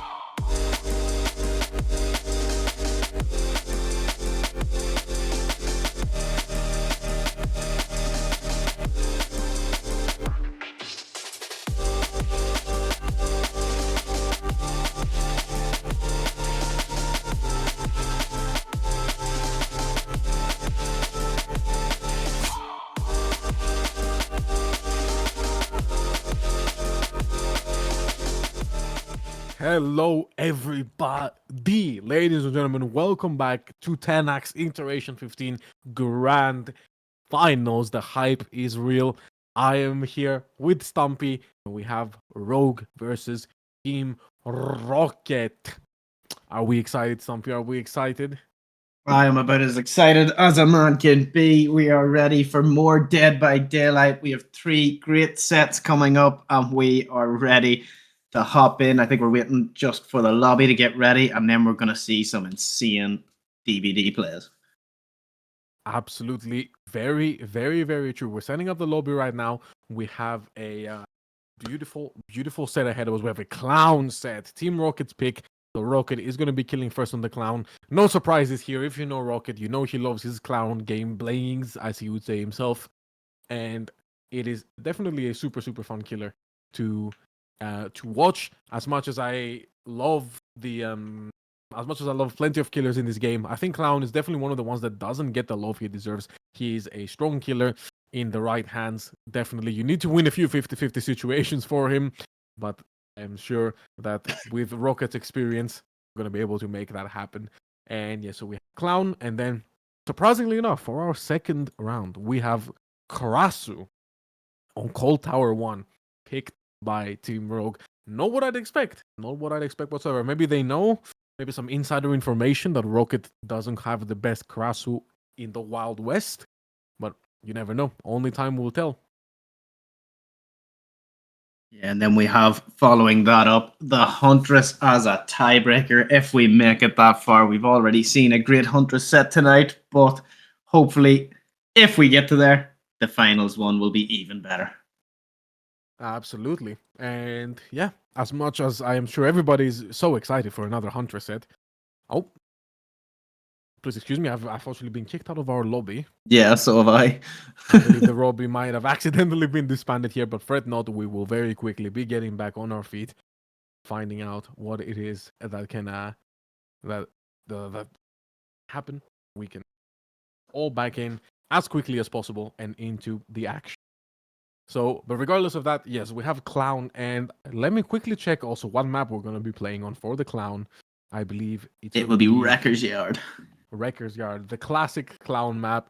So it's very interesting to see that I've heard of a lot of Clown sets now being played on Dead Sands, and you see Clown definitely a killer with low mobility, so he does require the map to be a bit smaller, a bit more compact, so that he can perform and he can be able to get this map pressure that he desperately needs, like any killer needs. Of course, indoor maps are not very helpful for him, so therefore Wrecker's Yard is the next best thing. But it seems that lately in competitive Dead by Daylight, a lot of the Wrecker's Yard sets have been moving towards the Dead Sands. So it's very interesting to see that it's basically the exactly same map. A very, very similar shape, very similar layout to the to Wrecker's Yard. Shack in the middle, no main building, a few tiles, a few fillers. The key difference is that whereas Wrecker's Yard can spawn some strong objects like a God Bus or the crane, Dead Sands can only spawn some unique tiles which are not that strong. So I suppose on paper, technically, Dead Sands is better for the killer than Wrecker's Yard is.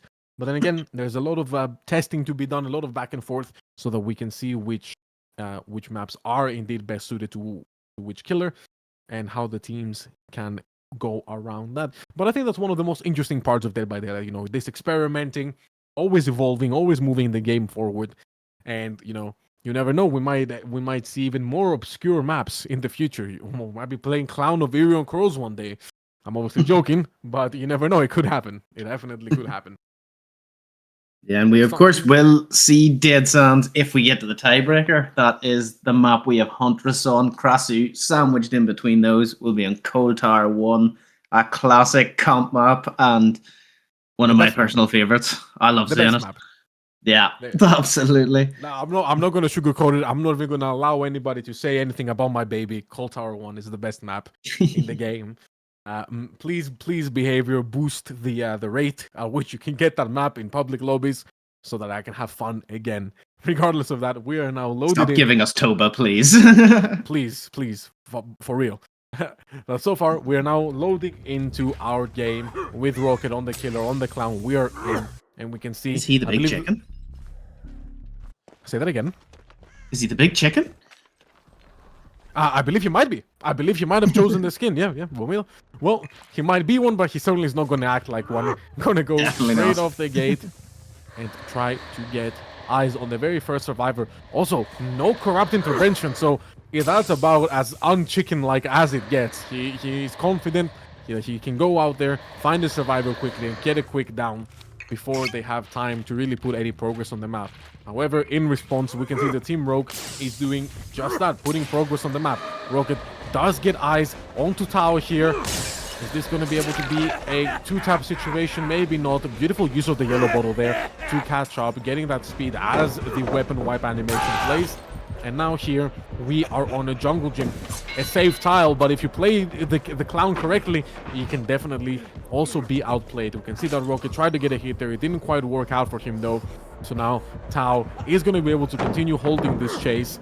And Rocket isn't able to hit that, and the ruin is already off the board. These ruins have not lasted at all today, Stumpy. Every ruin we've had has been far and away gone immediately. However, the Yeah, our first survivors seem to have a great hatred for Ruin today, so they do. yeah, maybe, who knows, maybe there's a bit of counterforce in the build. I haven't checked, and maybe Ruin does indeed get cleansed quite quickly because of that. However, now Tao is going to be hooked. The first generator has already popped, which is to be expected. Ruin and a gen gone for the first chase. It's about normal with a survivor that is not very strong, that strong in chase. Oh no, but this is a very big problem. Here, Crow does get found. The savior being found means that the entire team coordination and rotations need to be changed. They need to recuperate their efforts to now bring somebody else to pull Tao from that hook. Crow doing a great job here, throwing the shock pallet immediately, recognizing how important it is that he doesn't go down right now. But Rocket, it knows that he cannot get anything more out of that chase with Crow, so he will go back to try to get the tunnel out onto Tao. Tao booking it for the crane, the safest tile, the safest object that you will ever find on this map. But Rocket throwing around these bottles, trying to maybe make some sort of outplay happen here. He's not going to be able to do so. Will in fact have to take the pallet here. But Tao doing a great job of not falling for a 50. A bit of a very ambitious swing here. Maybe he has coup in his mind, but no coup in play. So Rocket does manage to get the down onto Tao, who does a very good job dying at the very corner of the map, delaying Rocket from getting a quick hook here. Yeah, really good from Rocket. You can see his head is constantly on a swivel. That's how he keeps catching out the survivors, keep winning those mind games. He does spot another survivor in the distance and will look to get another strong chase, or maybe just kick this and go back. Just seems to be content with visually just harassing Jiggy off of that gen here, making sure that he doesn't work it just for free. Of course, the survivors, they want to be pre-running here. Oh, never mind, excuse me, that wasn't Jiggy, that was Haran. But doesn't he manage to pop their gen? Jiggy does get tagged for this, and now Rocket's gonna be zooming all the way back with the clown, gonna be throwing those bottles, getting that extra burst of speed, try to go back and stop the rotation coming in for the unhook. Don't give it for free. Not giving the pull for free is one of the bread and butters of competitive Dead by Daylight killer. Of if you can manage to put extra pressure while the unhook is happening, then you're putting yourself in a much better spot. Another generator popping as expected, but now we're in a situation where we have two survivors injured. Tao on his late into his second stage hook. A big effort required from the survivors to be able to pull him off of this hook, and we could potentially go to a 3v1 with no extra progress on the generators. Of course, the clown is a killer that can also make it so that you are interrupted from pulling the person on the hook by throwing a ball directly onto them, but it seems that Team Rogue has no interest in pulling him whatsoever, and in fact does let him down the hook. Another generator does pop, in fact, so there was more. The HUD keeps lying here today, but now we are now in a bad spot. Jiggy is going to be going down here. He's injured. There's not too much you can do about this, but now it's up to the survivors to pop another generator and get as many stages out the door as possible. Yeah, this is insane mind games so far from Rocket. Keeps catching the survivors out in good areas. Keeps tricking them into giving him the down. Got that kill in a very good position here. The generator's not too far away from each other, but he'll definitely need to start rotating through them. Most certainly here. Now, I mean, Rocket does have a decent-ish gen spread here. Having the Shack gen being your furthest gen in the split is always a good idea, considering it's in the center of the map. And this is quite the tight 3 gen, regardless of them not being as tight physically. This is hard to explain as a concept, so bear with me, but it is definitely the case of that gen, despite it being a bit far away, is the Shack gen, so that makes it all the more risky, not as accessible, especially considering that because the Shack pile is now gone, running to the Shack is no longer the safety it needs to be, and instead of it being an object of safety, is now an object that needs to be gone out of the way. So I'm assuming Team Rogue will not be wanting to work the Shack as much as they can avoid it. They will need to be very, very touch and go with it, like they are doing right now, very, very quickly pre-running and trying to get into a good death spot position as fast as possible. Now Rocket wants eyes onto this pressure kill, gets a a nasty hit onto Crow. A hit that also kind of zones him edge map, opting not to break that pallet. And running out of bottles here, however, faking the reload. Great plays here from Rocket, really showing his mastery over the clown, dipping back. Great patience from Crow as well. Yeah, Crow also doing an incredible job himself, not throwing that pallet, knowing that the moment he does, things are going to get very, very dire for him. Nothing to do with the artist dire Crows. And beautiful 50 win here, faking the vault there, but that's going to be the end. Crow does in fact go down, but it goes down as far away as possible from the active generators. Great job from Crow there. Rocket definitely happy to get that eruption through to keep a bit of pressure on the generators and make sure you don't have to go back quite yet. You can't afford to get this hook, get a P and res, and now the gen should be nicely countered.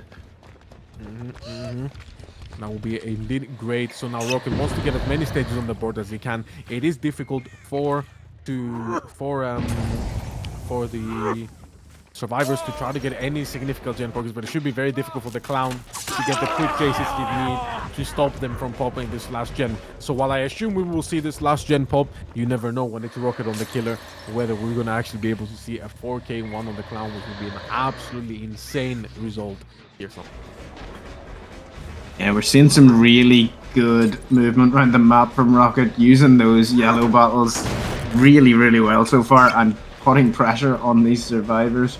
We do see that our 11 is running way up the map every time he comes near, which is a good call.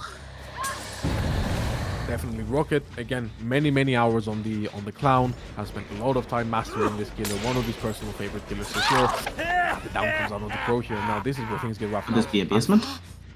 I don't even know if he will choose to do so. He probably wants to just try to hook them in this region. Yep, exactly. He's Yeah, a very nasty hook here, right in the middle of all of these 3 gens. And now that this has happened, Crow dying in the 3 gen, this is looking like a very possible 4K1 situation here. The survivors simply do not have the means to get the fast pull heal onto Crow without losing all of their gen progress. And Rocket has the eyes on the most progress generator. Unfortunately, throws the wrong bottle there, and nobody saw that. But that's a-okay. Not too big. It was just him showing disrespect to the gen. Definitely wasn't a misplay. Not at all, not whatsoever. Rocket would never. Not my Rocket. But it does indeed get that. And now she can just chill out here. All she needs to do is hold out. Hold out. The survivors need to be the aggressors. They need to get the pull over here. And they do actually do without getting Harami reset. Just sending in Jiggy.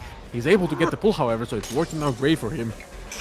But now Crow needs to go somewhere, needs to last in chase. If Crow dies here anytime soon, this will be catastrophic, as the 2v1 without the tight region will be completely unwinnable. However, Rocket choosing not to commit onto Crow here. I guess he must have believed that the Shack gen was worth his attention at the moment. And now Crow, all 3 injured. The survivors are playing very aggressive here, not even playing for a reset, just instead trying to make a gen pop happen. It's going to be difficult. I think they have conceded the fact that they are going to get 4K here, but they want it to be a 4K0 instead of a 4K1. Jiggy does indeed go down. Double eruption pop on both of those generators. Again, this is just getting harder and harder for the survivors to deal with. Go. Keep going. Going to be able to use that generator high enough progress here that it's in danger of popping. No, it is not. And yeah, we're just going to have to keep splitting these generators, trading these hook stages for the progress here. And hopefully Rocket makes a mistake, overextends one of these chases, give the survivors a little bit extra, because as of right now, it is looking like it's going to be a very high stages game if the survivors want to even have a hope of popping this last gen. We're seeing some really, really good yellow bottles at the minute. Always thinking ahead, Rocket, before he does anything. He makes sure there's a yellow bottle to carry him away after he's finished doing an action, which is really good forward thinking. Yeah, absolutely. And that's where the... Oh, no. Both of the gens erupted. The Crow down and dead. Oh. See, our survivors on both gens. He has to pick one. He has to pick one, but if he gets him down quick enough, he might be able to come back and respond to the other generator. And if not, we're going to get into a 4K0 situation. Nice Ziggy down does in as fact well. go down. We need to go get Harami. We need to get in quickly before the gen pops. Is there going to be enough time? I'm not sure. I'm not sure. Harami. Probably not in the area. Might be getting the pickup. Oh, he's in the locker. He's in the locker. He's in the locker in Shack. Rocket hasn't seen him yet. I'm not exactly sure what Harami is playing for here. He can be in the locker. He's hoping that the pickup does come. Nobody saw that. He's hoping that the pickup does indeed come through. And again, it's just all not enough for Team Rogue here. We're definitely going to be seeing a 4K1, I imagine. Both of these survivors into Yeah, it's very hard to do a 2v1. Yeah, 2v1 is pretty much guaranteed here. Unless Pro pulls out an absolute miracle, or Rocket's game crashes, or something of the sort happens, I think we're much more likely to see a... And not even committing to that chase, just knows that he's got so much pressure on these two gens that he could just afford to go between the two of them. Yeah, absolutely doesn't need to commit to anything right now. All he needs to do is catch a survivor rotating or catch him slightly out of position. He knows that he's in absolute control here. And does he believe that this is enough? I believe he might believe just that. He's full sending it. We're gonna have to see an insane plane from Harami here. Unfortunately, it's not gonna happen. He can even actually afford to pick this and go for the pain res. Yeah, could have pain res maybe. But no need to do that just yet. He knows that they want to get this Shack gen done, and he will have eyes onto Crow. This, I believe, this will be the end of the road for Crow. Ooh, very close there. Shaving off the air he's breathing a little bit without a razor. And now Crow will go down. This will be a 4K1, meaning a 4K2 win condition for Team Rogue on Clown. Again, this is Team Rocket's pick. So, you know, you expect them to be very dominant in this pick. And this is, of course, one of Rocket's best killers. So you expect something of the sort. But then again, 4K1, very, very difficult result to tie, and especially to surpass if you are Team Rogue. Yeah, very, very strong start to the final by Team Rocket, and a tough ask for Team Rogue's killer now in the next match, but stranger things have happened. Stranger things have happened, and I'm sure they will continue to be happening. So far, I've seen very, very strange things in this video game, and I'm sure I will never stop being surprised by what can happen, especially at this high level. So for now, we can just go and chill out for a bit while Harami dies on the hook. Not even the Mori disrespectful, putting him on the hook, sacrificing him to the entity. Rocket going for a bit of an aerial shot here, whipping around the mouse a little bit, and having a bit of fun with it. Yep, have a bit of fun with it. The game is already over, so now yeah, 4K1 achieved by Rocket, which means 4K2 win condition for our Team Rogue killer player. Excuse me. It's gonna be rough. Be rough. All Team Rocket needs to do is pop 4 generators to make it to a tie, and pop all the generators to make it into win, and then going up 1-0 in this Tenax Grand Final. Which, again, it shouldn't be too difficult. Say, Team Rocket, of course, Rocket being a clown player himself, really understands the set, and I'm sure he's going to be able to lead his team of very, very experienced players to a great, great fight. Then again, I am not counting anybody out. I'm assuming it might be Harami on the clown again. If not, anybody else. But I know Team Rogue definitely have what it takes to go the mile, to go all the way here at Tenax and give us, if not the win, they can definitely give us an incredible show. Yeah, and if there's one thing that Team Rogue can expect going into this game, or their killer can expect, it's that these Team Rocket survivors will be straight on those generators, absolutely pumping them out. When they know, right, we have to have this many generators done, they just go for it. They'll not really care about their lives. They'll get somebody to do the save when it's needed, but they will make sure that there's someone on gens the entire time, and that's always very tough to deal with as a killer. Yeah, absolutely. It's definitely not easy to do, and with a killer that has no map pressure like the clown has. Again, that's why we put him on this map, simply because he needs a smaller map to be able to keep up with the survivors and the speed at which they can do the gens. And I'm curious to see what build our killer player will go for here. We saw no corrupt intervention last time, which is again from Rocket, which is a very very confident pick to not have that perk on. Again, the map is small, it is compact, but it shouldn't be so easy for you with Clown that you don't need Corrupt. So, again, I will be very, very interested to see how it goes from them from here on out and whether they're going to be able to put up the fight that is required against Team Rocket. Again, what can you do? What can you do? We're still waiting up, excuse us, getting this lobby set up for you, show you another incredible game. But Stumpy, do tell us, if we were to be going to the tiebreaker today, would you would you believe that Haramis Hunters would prevail over Rocket? It'd be a tough one to call. Now, I've not seen too much of Rocket's Huntress, but I'd imagine what I've seen of him on other killers, he's not going to be too far away. I think it all comes down to who has been on aim labs today, who's got their aim just right, who's got the sneaky bit of blue tack stuck in the middle of their screen to make sure their hits find their mark. It'll all come down to the little things, and it should be a close one, but we've got to get there first, and it's going to be interesting to see not only this clown set, but Krasu next.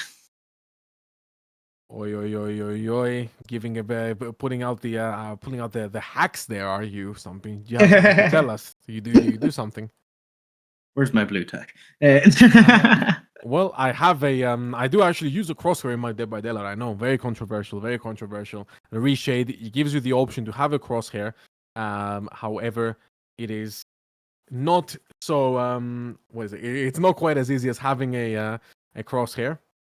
But then again, yep.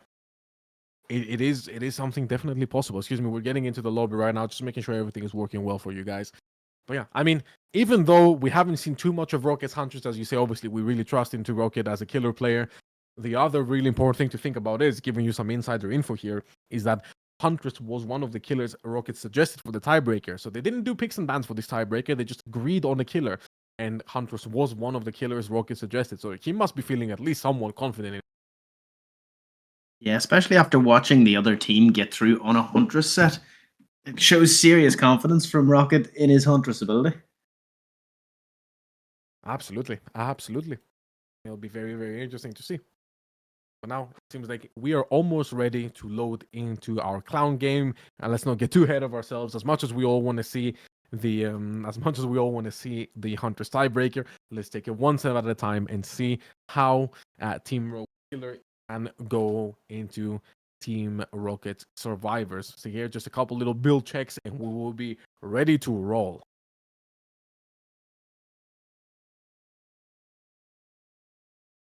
All right. Loading into the custom game. It's always a bit nerve-wracking, isn't it, Stumpy? When you load into a custom game in Dead by Daylight, you're not sure if everybody's gonna load in properly. Maybe there will be a technical issue. Knock on wood, we have nothing of the sort happening here. And I could say knock on the Someday stump. they'll figure it out. Well, you never know. You never know. Over the 10-year anniversary coming out, that would be the greatest 10-year anniversary present they could give us. Consistently working lobby. That's all I want. Of course, we are joking that Badella and Behavior do an incredible job of upkeeping this game and adding more. My incredible entire content game for is our crashed. streams. You won't have to worry. The timing. Fret not. Maybe I shouldn't have spoken. Wow, Caster Curse, it's very real. It's very real. What I would be curious to find out is whether it was your game that crashed just, or whether it was everybody's games that crashed. So That's the please question. bear with us. Please bear with us, everybody at home. I will try to get everything sorted out for you here. Will not be too much of a delay.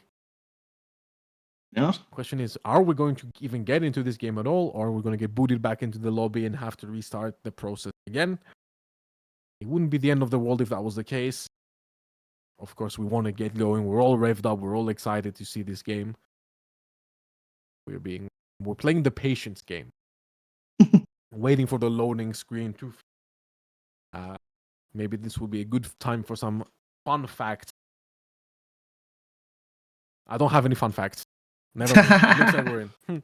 Looks like we've loaded in, and we are, in fact, managed to not get this game to crash completely. Fantastic. And we are here with Harami on the clown. You can see the full Hex build coming out. Crowd Control, Ruin, Wretched Fate, and Pentimento. All right. I see one issue, and you know what issue that's going to be. I have absolutely no idea. Where's the dressing on the salad, Stumpy? Where is the dressing? Oh, this is true. There's Where is no the dressing? Finres. There is no pain rest. Harami is gonna have to be very, very, very fast with his downs, with his map pressure, to be able to get the to be able to get things to work out in his favor with this build. A very aggressive build, but saying that he has an aggressive build, but he hasn't been able to find any survivors as of yet. Oh my god, speak of the devil, everything I say is coming true. Yeah, you're cursing everything today. I need to find a different line of work. But Harami is indeed able to find, I believe this is Tavo. I'm gonna swing through the pallet. No, this is Rocket. This is probably the person you do not want to be chasing in this situation. But regardless whether you are the best Dead by Daylight player of all time or not, if you are zoned, you are hit. And is that gonna be the case here? Is that going to be the case? Unfortunately, the hit is not able to come through. Harami, blinded with no bottles in hand, is being forced to reload here. And unfortunately, there is just not enough pressure on that first chase. Not the right type of bottle either. One more for the road. Perfect. He's able to find a very active generator to try to make it up for it. Is he going to be able to make our Lexi, our survivor here, go into that smoke? No, not quite. Big swing and a big miss. A bit second guess himself here, Harami did. Now that the very first the ruin is gone, but now the first gen has been completed. That is Wretched Fate being applied. However, Lexi is the obsession, so Wretched Fate is currently doing nothing to stop the game, and this is not the start you want from Harami. However, he can go and light up that Pentimento. Is he gonna choose to leave this? I believe he needs to get at least a tag onto Lexi before he does anything else. No, gonna instead just take the pallet and go somewhere else. Let that Wretched Fate do its work. Not going too well here at all. Did have Rocket in that first chase playing the role of that one annoying survivor that everybody gets in their lobby that wants the flashlight on every pallet. No, definitely very, very difficult here for Harami. Does indeed get the tag. This is not the start you want if you have a 4k2 win condition on the clown. Bravo. He's able to juke out of that, but unable to. And the Wretched Fate is gone too. Okay, every single Hex totem that Harami has brought into this trial was extinguished before the first hook came into play. This is a very, very rough situation to be in. However, this is why we have Pentimento. So if Harami is able to light one of these Pentimento totems at a time, everybody at home watching, please only ever light one at a time, so the survivors have to go and keep cleansing them. Now he is going to have to put the pedal to the metal, however. Try to get a lot of pressure onto this survivor. He's going to need injuries. Injuries over everything right now, especially since he has no sloppy butcher to make one singular injury. Oh my god, Harami, what are we swinging at? Jesus Christ. A very ambitious swings coming out for Harami, but he's able to get the tag onto Nash. Now Tavo has been pulled and is in fact going to probably be getting reset or just chilling away from the action for a bit, as he is the only potential reset. Things just seem to be getting worse and worse for Harami. It's not an ideal start and really needs this tunnel out as soon as possible, but instead finds Rocket. Able to find Rocket here. It's not going to be... Oh, beautiful swing. Now Harami, he's dialing in the M1s. He's gone for a lot of them, but it seems they are now starting to connect properly. That is what you want to be seeing here. Good job, Harami. Let's go.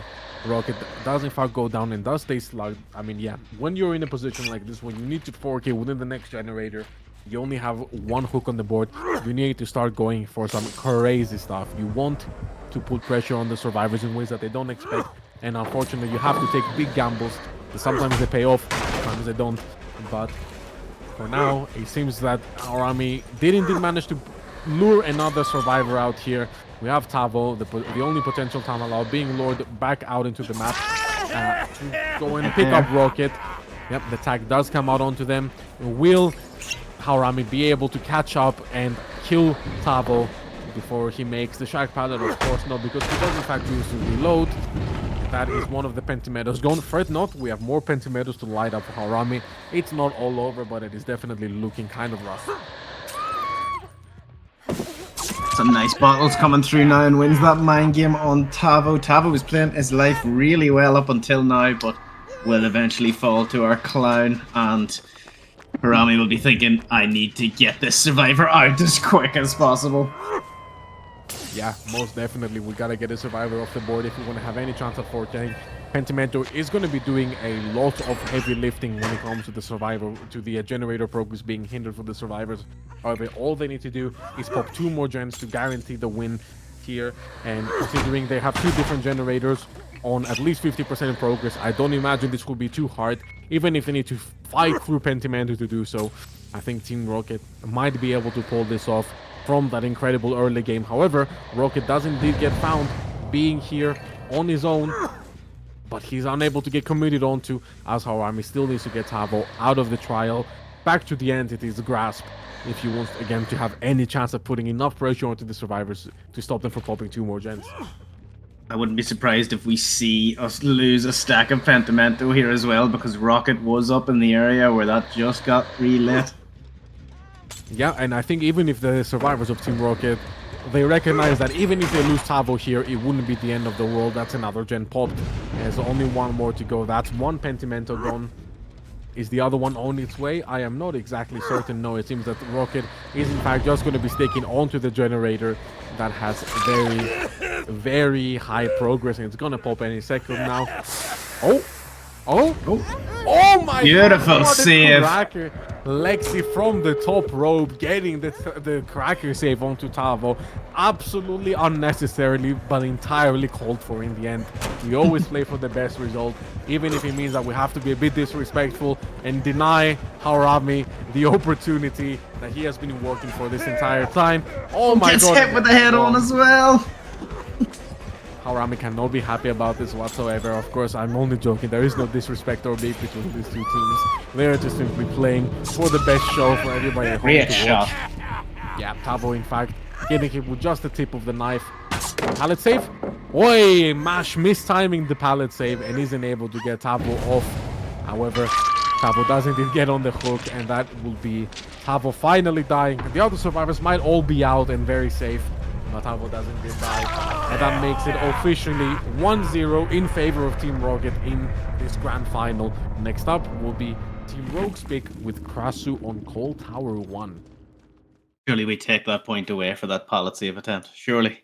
Has to be. Has to be. I don't think there's any go. other way to go around this. Absolutely. It cannot go about this in any other way. They absolutely have to. Absolutely have to. Well, great showing from both teams there. I mean, again, Haurami tried his absolute best to make sure he could play for this for this win con.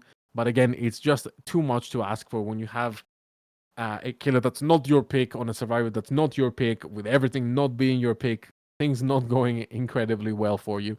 It is what it is. However, yeah, we're getting our lobby getting ready to set up this lobby here, and yeah, I mean, Krasu is a pick that I don't normally see as a pick. So I'll be very. Usually, you see Krasu as a tiebreaker, not so much as a picked set from survivors. But then again, if one team has practiced Krasu and the other hasn't, it should be pretty much a free win for Team Rogue. You definitely need to do a lot of anti-Krasu training if you're gonna play against her. So it's not a set that you can just walk into. Definitely. It's definitely a very strange pick, as you say, not your usual, but we'll see how our 2 teams take to it. I'm sure they are nothing if not ready for this. So, yep, just getting some builds sorted out, getting the lobby ready for everybody here at home. And while that happens, I'm not even going to talk about anything that could potentially be cast or cursed, because today is very clearly not my day. I need to. How horrible would it be if I won the lottery today before this Nice. game of Dead by Daylight ends? That would be oh so horrendous. Uh, you gotta use it to your advantage. You gotta try to make it work somehow, don't you? Absolutely. He'd be Uh, casting I- on a golden mic the next time. Of course, of course. I mean, if I win the lottery right now, you best believe you will be casting solo for the rest of this time or something. You know, maybe I'll pull somebody out of retirement to cast with you or something. That's the best you'll ever get. I'm gone. I will be He's on a gone. plane straight away. Oh, you best believe I'm on my way to the Bahamas. I'm gonna live with a good life from now on.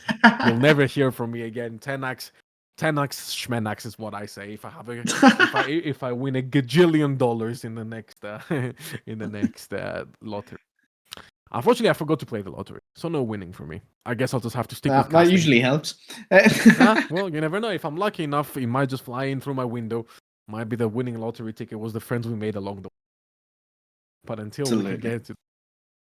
we can get to that, I'm afraid we're gonna have to stick with just some 10x casting here. And by saying I'm afraid, I mean I'm not afraid at all. It's such an incredible opportunity to be able to be and watch incredible teams play and to be able to commentate it for all you lovely folk at home. Sure, you have had more than enough of my voice today, but that's just too bad because you're stuck with me. Okay, you do. All With right, that full game going through, do you have a fun fact for us now? Did you know? Did you know that my real name is not actually Volkus? Crazy. I'm not going to tell you my real name, but you know it's not Volkus.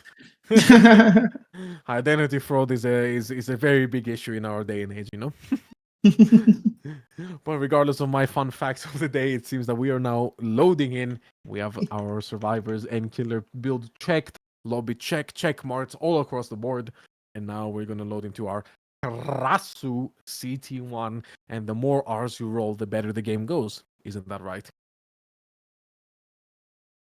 This is going to be really fun, especially to see how the killer approaches this, how Harami approaches it after that last game, because was struggling a bit with the M1s and stuff, but needs to lock in now, put that game behind him, and just shred through these survivors. And again, this is their pick, so Harami should have some confidence going into this. Again, no corrupt intervention. What are these killer players doing? At least the confidence is real. The confidence is real, and at least Krasu is the killer that has a lot of mobility from the very start of the game. Headphone, Insano, great shot here, great regurgitate onto Nash, gonna get him infected. And now is where the trouble starts. Somebody else from Team Rocket needs to come in and start trying to take hits for Nash. Otherwise, this will be a very quick chase. Because there is literally a great first hit here, but there comes Rocket from the sideline to protect Mash. There's really no anti-chase here. Now, there's not much you can do to chase against the Crash. All that you can try to do is get your friends to remind you why Dead by Daylight is a team game and why you need their help to not get downed immediately against the Crash. Oh, just barely missing out on that. It's quite hard to gauge the distance for the good hit that time. Yeah, definitely a good hit. Hard to get to this for the Crash tail attack there. See, Rocket is escaping that one once again, ever so close. And we have left Mash to the Wolves, and now we're going to be using this high perspective third person mode from the Crash to locate Rocket and get a beautiful down onto them. Now we see Mash has ate one of the mushrooms and will be healing up, so gotta get there, get him down before that kicks in. We gotta get there, and we gotta get there in time. However, Lexi is again here to take the hit for Mash, who is slowly but surely being healed from his infection. That mushroom, that delicious mushroom being eaten here. And doesn't get back in time for Rocket. This is so bad for Harami here, not being able to establish a lead at all in the early game. Not being able to have it down or a kill no progress towards the top stages here is really poor for him. Lexi is on the ruin that has been found. The Undying already been cleansed, so I'm sorry, he is on the Undying, and that's gonna get cleansed now. He's looking at the wrong totem. Now Rocket in chase. Not too much you can do against the Prasu in his traditional loop, so he is gonna be going down. I believe now is the time that we need to hook Rocket immediately and try to get the game snowballing from here. Definitely, that was a bit of a chaotic start, and really the decision to leave Rocket on the floor turned out to be a bad one because Harami couldn't get the down on Mash, wasted a bit of time, and ended up in yet another chase with Rocket that just wasted more of his time. Yeah, definitely that was not the ideal play there, but that's not to say that the set is wasted with anything of the sort happening here. Undying has been cleansed, which means that now you're in the optimal position to have Ruin and one stack of Pentimento up, so the generator should You can see absolutely Lexi be on it rolling. already. Oh no, Lexi. But it does get found and harassed off of it immediately. Again, yeah, the survivors will definitely have to make it a priority to not let this hex combo be up for too long, because otherwise to waste so much time on the Pentimento gen and then Ruin eats up all that progress is just way too much. There you go, is gone. Oh, Rocket, beautiful stun here onto Harami. We can see that Mash is here to try to take the hit, and yeah, this is just what happens. This is how the Krasu can get bullied. So definitely Team Rocket has an idea of how to play this matchup properly and is really, really punishing any mistake Harami makes. This is fantastic teamwork from Team Rocket. Now Mash can no longer take hits though without consequence. Yeah, maybe he should even take the injury, but now Rocket is presumably going to be going down here, yeah, but that's not without paying the price of another generator. And another generator. See, another one is on half. Yeah, over 50% progress on Lexi's generator. So yeah, it's not looking ideal for Harami and Team Rogue right now. You can see Harami, after getting the hook onto Rocket, does indeed find the generator with the most progress over here on 11. The Ruin is going to be eating up a lot of that progress for a while. Lexi does indeed get found here. Go back to the pond, but oh, the pull, what a perfectly timed pull there. While Harami is trying to harass Lexi, get him infected, and get it into the end. I think Rocket has been pulled off of that hook. The good thing is here, great tag coming out. The good thing is here that the Krasu has incredible mobility all across the map, and Harami can just head back to the unhook location. Does get eyes on the Rocket time, now needs to fully infect him, needs to fully make something happen here. Is that a sprint burst coming out from Rocket? It perhaps might be. Now, no body block able to come through. Gonna have to vault, switch into the body form here over the Krasu, so that we can infect him and get that quick down again. Ooh, doesn't get the infection. The infection does in fact not come out. I mean, maybe even choosing that, hey, this is taking a bit too long of his time, and he needs to abandon the tunnel or abandon the idea of a 4K and try to put as many stages of the board as possible. Going just not the best for Harami at the minute. Will want more pressure than this, but struggling very hard to get it. The teamwork from our survivors has been insane so far. We'll get a tag here on Mash. No, tries to spit. And Mash has got away without even an infection. Oh, that is absolutely tragic, and we can find that another generator is almost 80% in progress. Harami, on your pick, this cannot be happening. I'm afraid, my friend, it's not going how they wanted to. He's going to be able to get the tag onto Tavo, but he's going to need to down him and pain res him and do this all quickly. You can see that that generator is still regressing, but chooses to still extend a little bit too much to it. Maybe a bit of the nerves getting into the grand finals nerves. Harami needs to pick up the pace right now, needs to get this down in the next 3 seconds. 1, 2, and boom! Manages to get it down onto Tavo. He's going to be able to pick him up, hopefully. No, but Rocket is here with a flashlight, denying the pickup, denying the pain rest. Oh, a double my blind God. too for good measure. Oh, incredible teamwork here from Team Rocket, just denying everything and anything for Harami. The only good thing he has going for him right now is that the gen hasn't popped just yet, and Ruin is still up to regress it while he takes this chase onto Lexi. He's gonna try to regurgitate and get an infection in, but isn't able to. Mash here again. We need to get this infection. We need to get these tags happening. Oh, whoa, whoa, and 50 being one from Mash here. Thank God, finally getting that regurgitate and getting that infection. Yes, and there we go, the intestinal whip, I believe it's called if I'm not mistaken, connecting onto Mash. We're gonna need to get it down here immediately. But then again, look who is here. Pavel is here. He's gonna get fully infected and injured immediately. However, it should have been either Lexi on the Rocket trying to take that hit, but instead That Rocket they're is both- on the gen. Rocket is on the gen. That is super high progress. And if you're Haurami here, there's too much going on at this point. The gen will pop, so you need to just make something happen before that is the case. Having just, even if we get Rocket down in that field, just letting the other survivors escape with only 3 hooks on the board would definitely be an unachievable result for Team Rogue. Especially on on the your survivor own side. killer. Yeah, on your own pick. You know this definitely is hurting Haurami right now. She needs to look around, find a reset, find somebody, find anything. Needs to catch somebody off guard. There's another generator thing in progress. Very smart from Team Rocket to not just hedge all the hopes on one gen, but instead branch out as much as possible while they have 4 survivors alive, while they have the opportunity to do so. Lexi does get found and infected here, and shot for that pilot. Wow, now things could go well if Lexi gets hooked on a pain Needs res the pain in res. this region. In this region, but No! no, so close, but so far. Another fresh hook gonna be coming in, but even if Lexi is to die on this rig, 5-2 is not the result you want to see here if you're Haurami. And not even taking to camp. He needs to going for more. Finds Mash. He needs more. He needs to be greedy here. Needs to be greedy. Maybe even cut him off. Go into the body form. Try to get it down here. Get another fresh hook on the board. No, not able to get him down in body form. He's choosing to go for the regurgitate. The regurgitate does connect. And now back into the head form. Need to get this. Need to get this. No, so close, so close.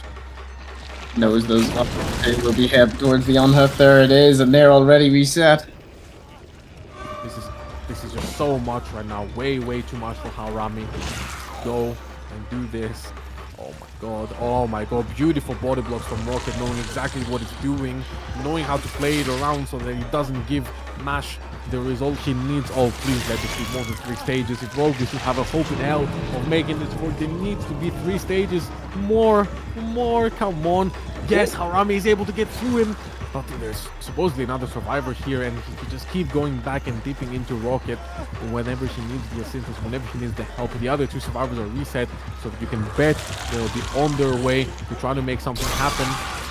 Infecting Lexi here is pretty big, but is it going to be enough? Pavo needs to be around as well. Pavo is in fact around. Mash now broken. Final stage of the Crasher infection. Oh, but he gave up the ground. No, Haurami wasn't able to hold the choke, hold it close enough. And everyone is here to try to help Mash get out of the situation. Lexi Oh, takes great 1 hit. hit tank. But look at this, an even more beautiful body block coming out for Tavo, and that's going to be, wow, 3 That's a stages. painful result. Wow. Very unfortunate here. Rocket hops through the hatch, and that will be all she wrote. And a very good win condition for them to aim for. Yep, very difficult here to try to get anything to happen. How do you approach such a win condition from the survivor side? I have not the slightest idea. Not the slightest idea, if I'm being honest with you. Yeah, they're going to have to be beyond perfect. It's going to have to be the most insane game, and going against such a good killer as Rocket as well, it's not going to be easy at all. Yep, most definitely not. Even if this is not one of Rocket's main killers, when all you need is 3 stages, it's surely not so bad, and you could do this pretty much on an M1 killer, if that was the case. But we will see. Again, you never say never. You never say never. Team Rogue can do exactly the same thing Team Rocket just did to Haurami, to Rocket himself. So you never ever. I think it'll definitely come into how good their teamwork is, because what we've just seen from Team Rocket was perfect teamwork, a perfect performance, and nothing short of perfect will get the win for Team Rogue at this stage.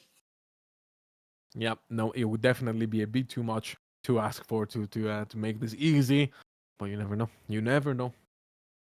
We wait for our players to get readied up, to get the mental in order, get in the lobby, see what happens from there.